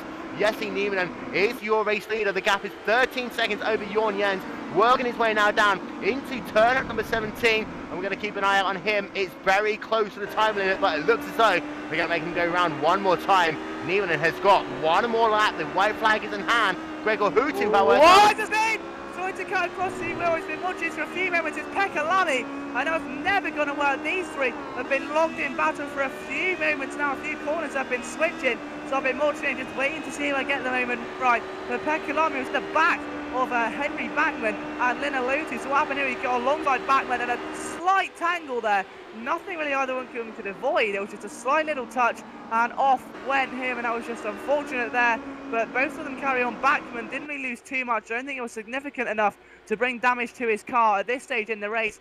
They're definitely so disappointing there for the other man involved. It was a big casualty as well, but nonetheless, the race goes on, and it must go on. As you can see just in front is Van Balog and Alatalo going down to the wire here. One more lap, as we said, and it's really getting tense now. Alatalo must have that defensive playbook out, because I'm sure going into this final lap, everything that Lina Lautu's got will be thrown at him around the Sebring circuit.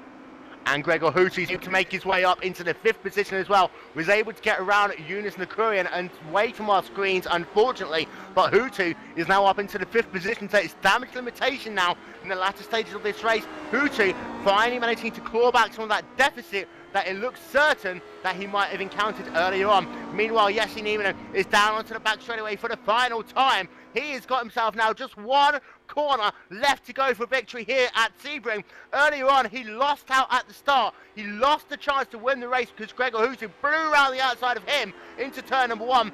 This time, it was Jesse Nieminen doing all the hard work. Coming out of the final corner, he's going to win the 8th round of the ProtoICE $1,000 Cup, and retribution there for Jesse Nieminen. Jorn Jens working his way down the back straightaway. He's going to come into the final corner a full 16 seconds behind the race winner, Jesse Nieminen. Jorn Jens, he tried hard. Once he got out front, he started from 4th, managed to be 1st by the end of turn number 1, but he will have to settle for 2nd position with Timo Evenen coming home in 3rd. Paul Ilbrank in 4th position, and confirmation the championship leader Gregor Hutu will come out of Sebring. Still the championship leader as he comes past the line. He will take home the 5th position in this race with the Courier in 6th, Unalion in 7th, Joe Jr. in 8th, Nick Thiessen in 9th.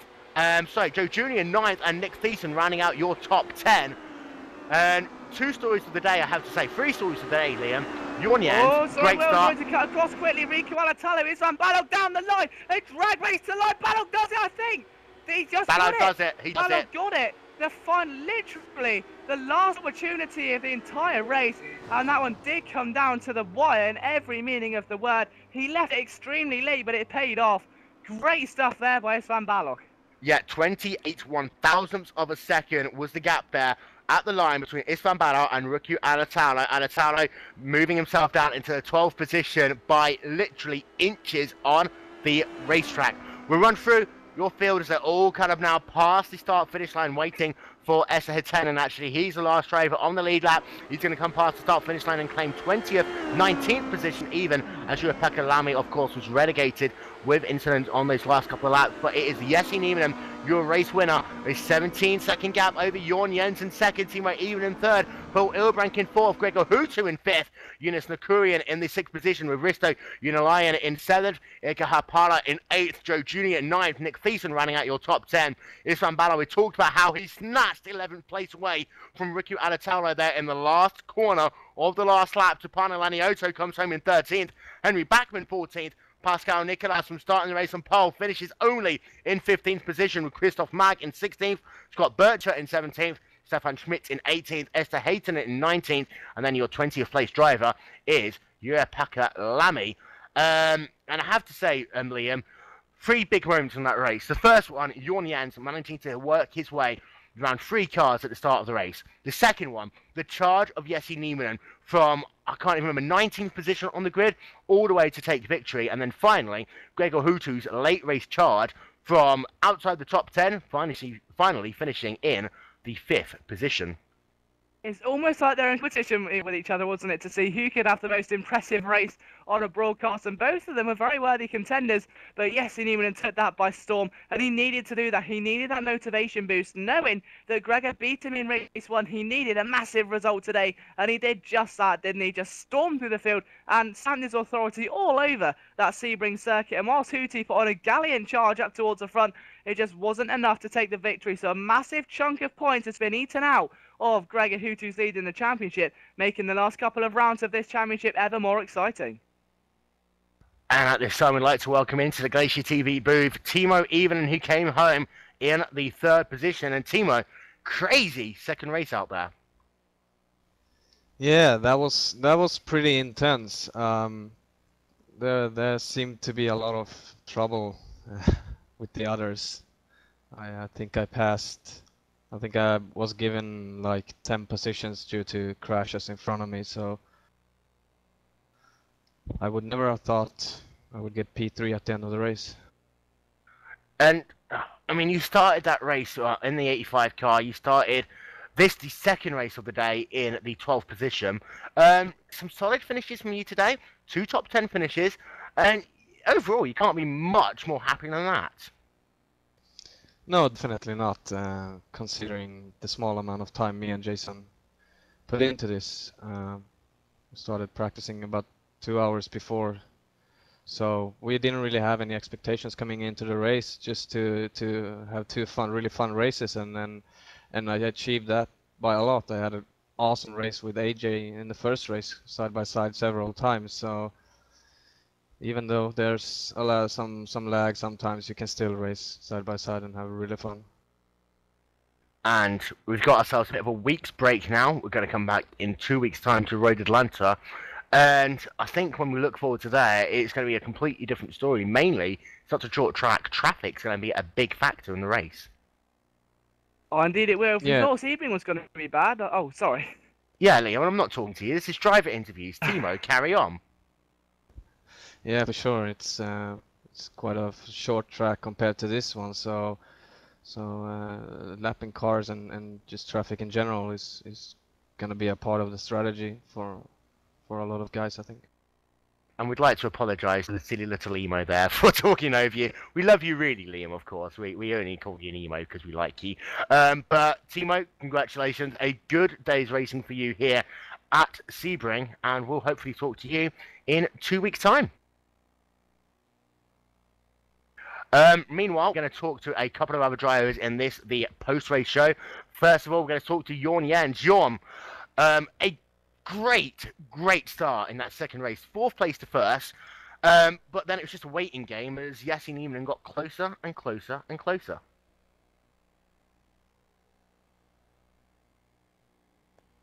I'm just going to try one more time. Jorn Jens, can you hear us? Will Vincent, GlacierTV? Yeah. Hello. Started this race 4th. You were first running in lap number 1. Then it was a bit of a waiting game as Jesse Niemann reeled you down. Oh yeah, I saw him. I was already looking at the gap screen. Who is coming from behind? And then I saw Jesse taking about 2 seconds per lap of me, and I tried to hold him back a few laps, but then he took turn 1 better than me and could pass me into turn 2.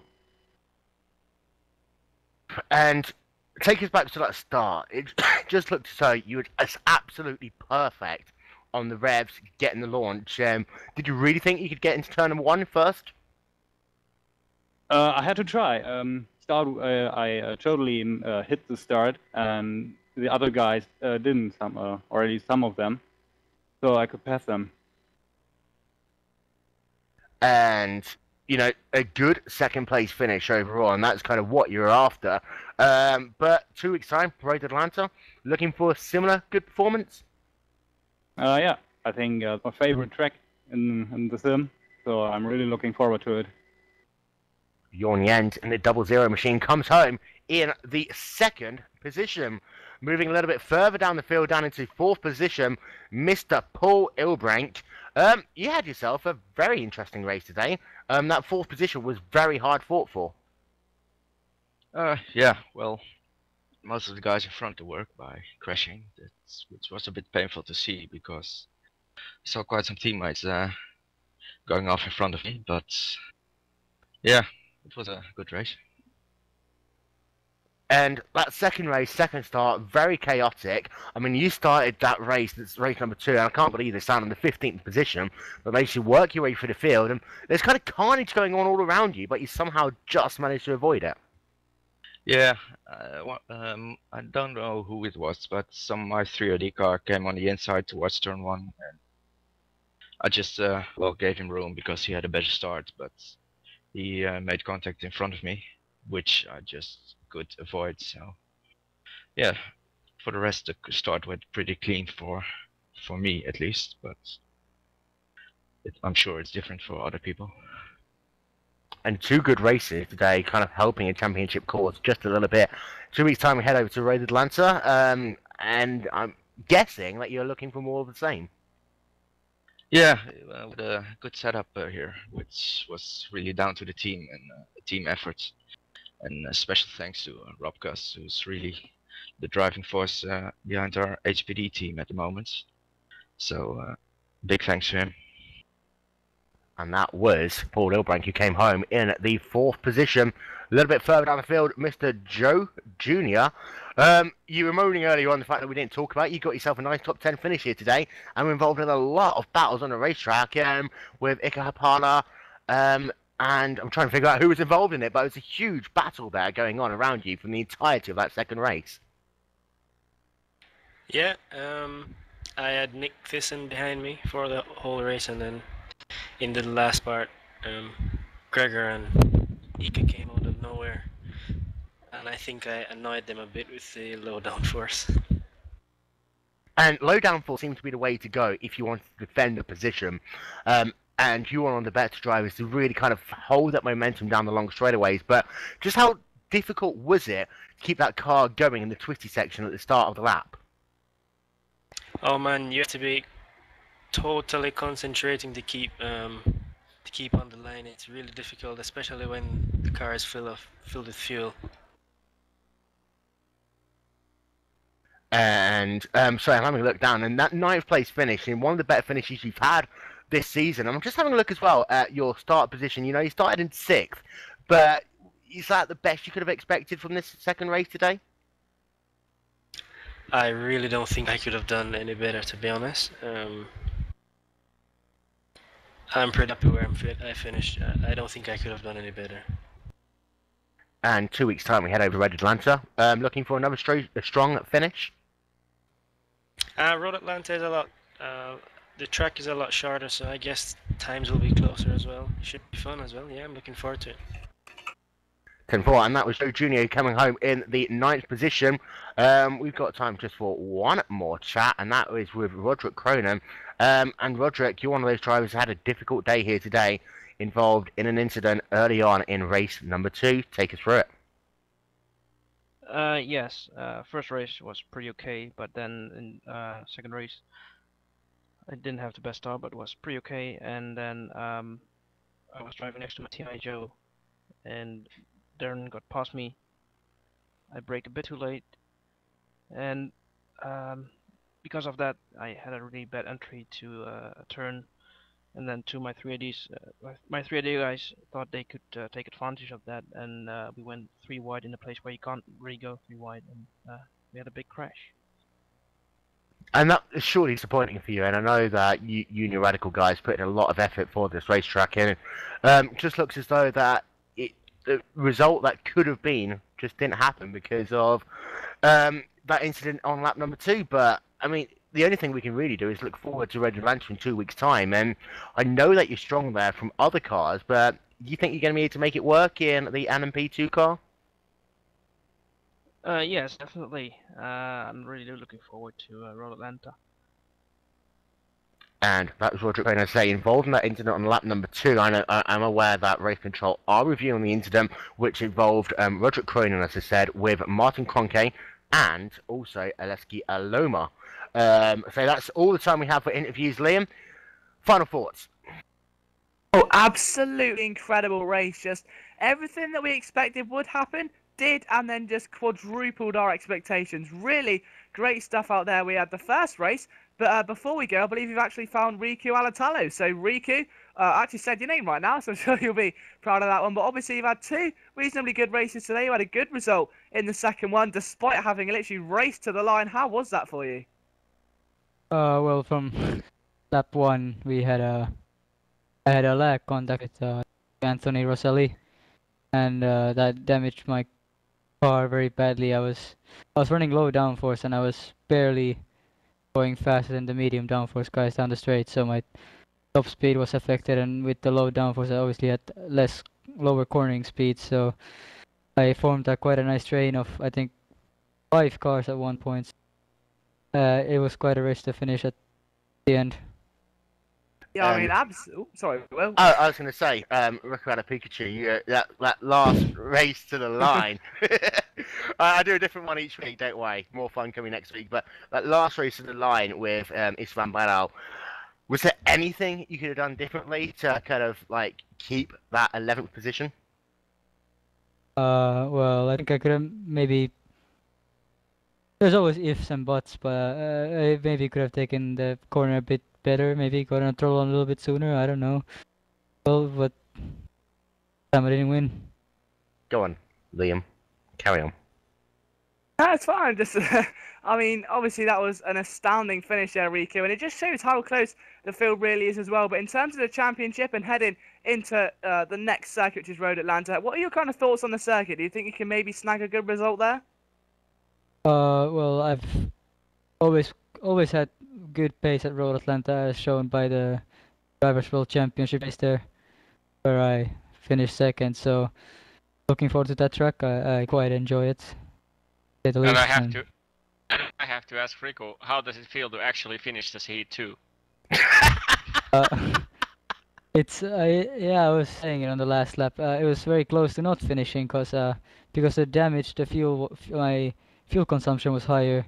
So if the race went on for one more lap like it did in Heat 1, I wouldn't have finished, run out of fuel. So it's quite awesome to finally finish one after getting wrecked in lap 1, then in like closing ends of the race, and then at Suzuka I had some problems with my computer. So finally I get to finish.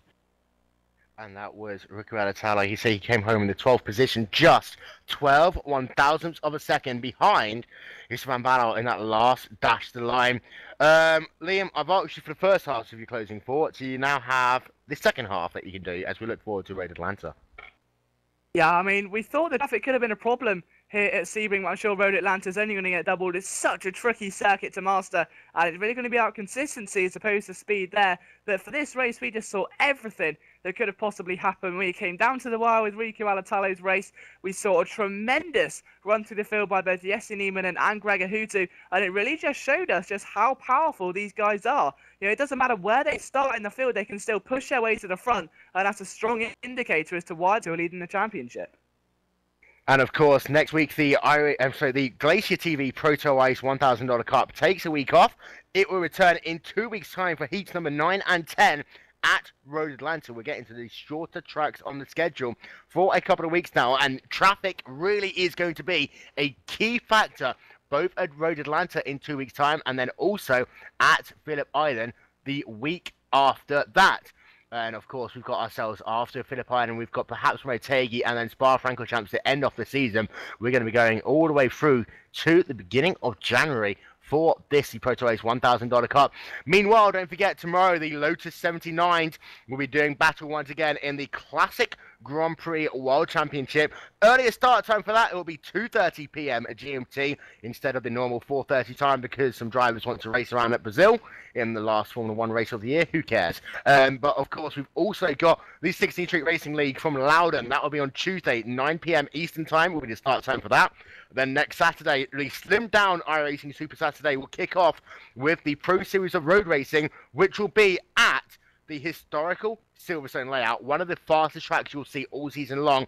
I've driven around that track. It is deadly, deadly difficult. And then also we've got the Blondie MX5 World Tour. That will be same time, same place, 6 p.m. GMT, here live on Glacier TV. Meanwhile, from myself, Will Benson, from Yoni Backman on cameras, the German Marius Gollenbeck, and the cute little Liam Jenkins. So long, farewell, auf Wiedersehen, goodbye.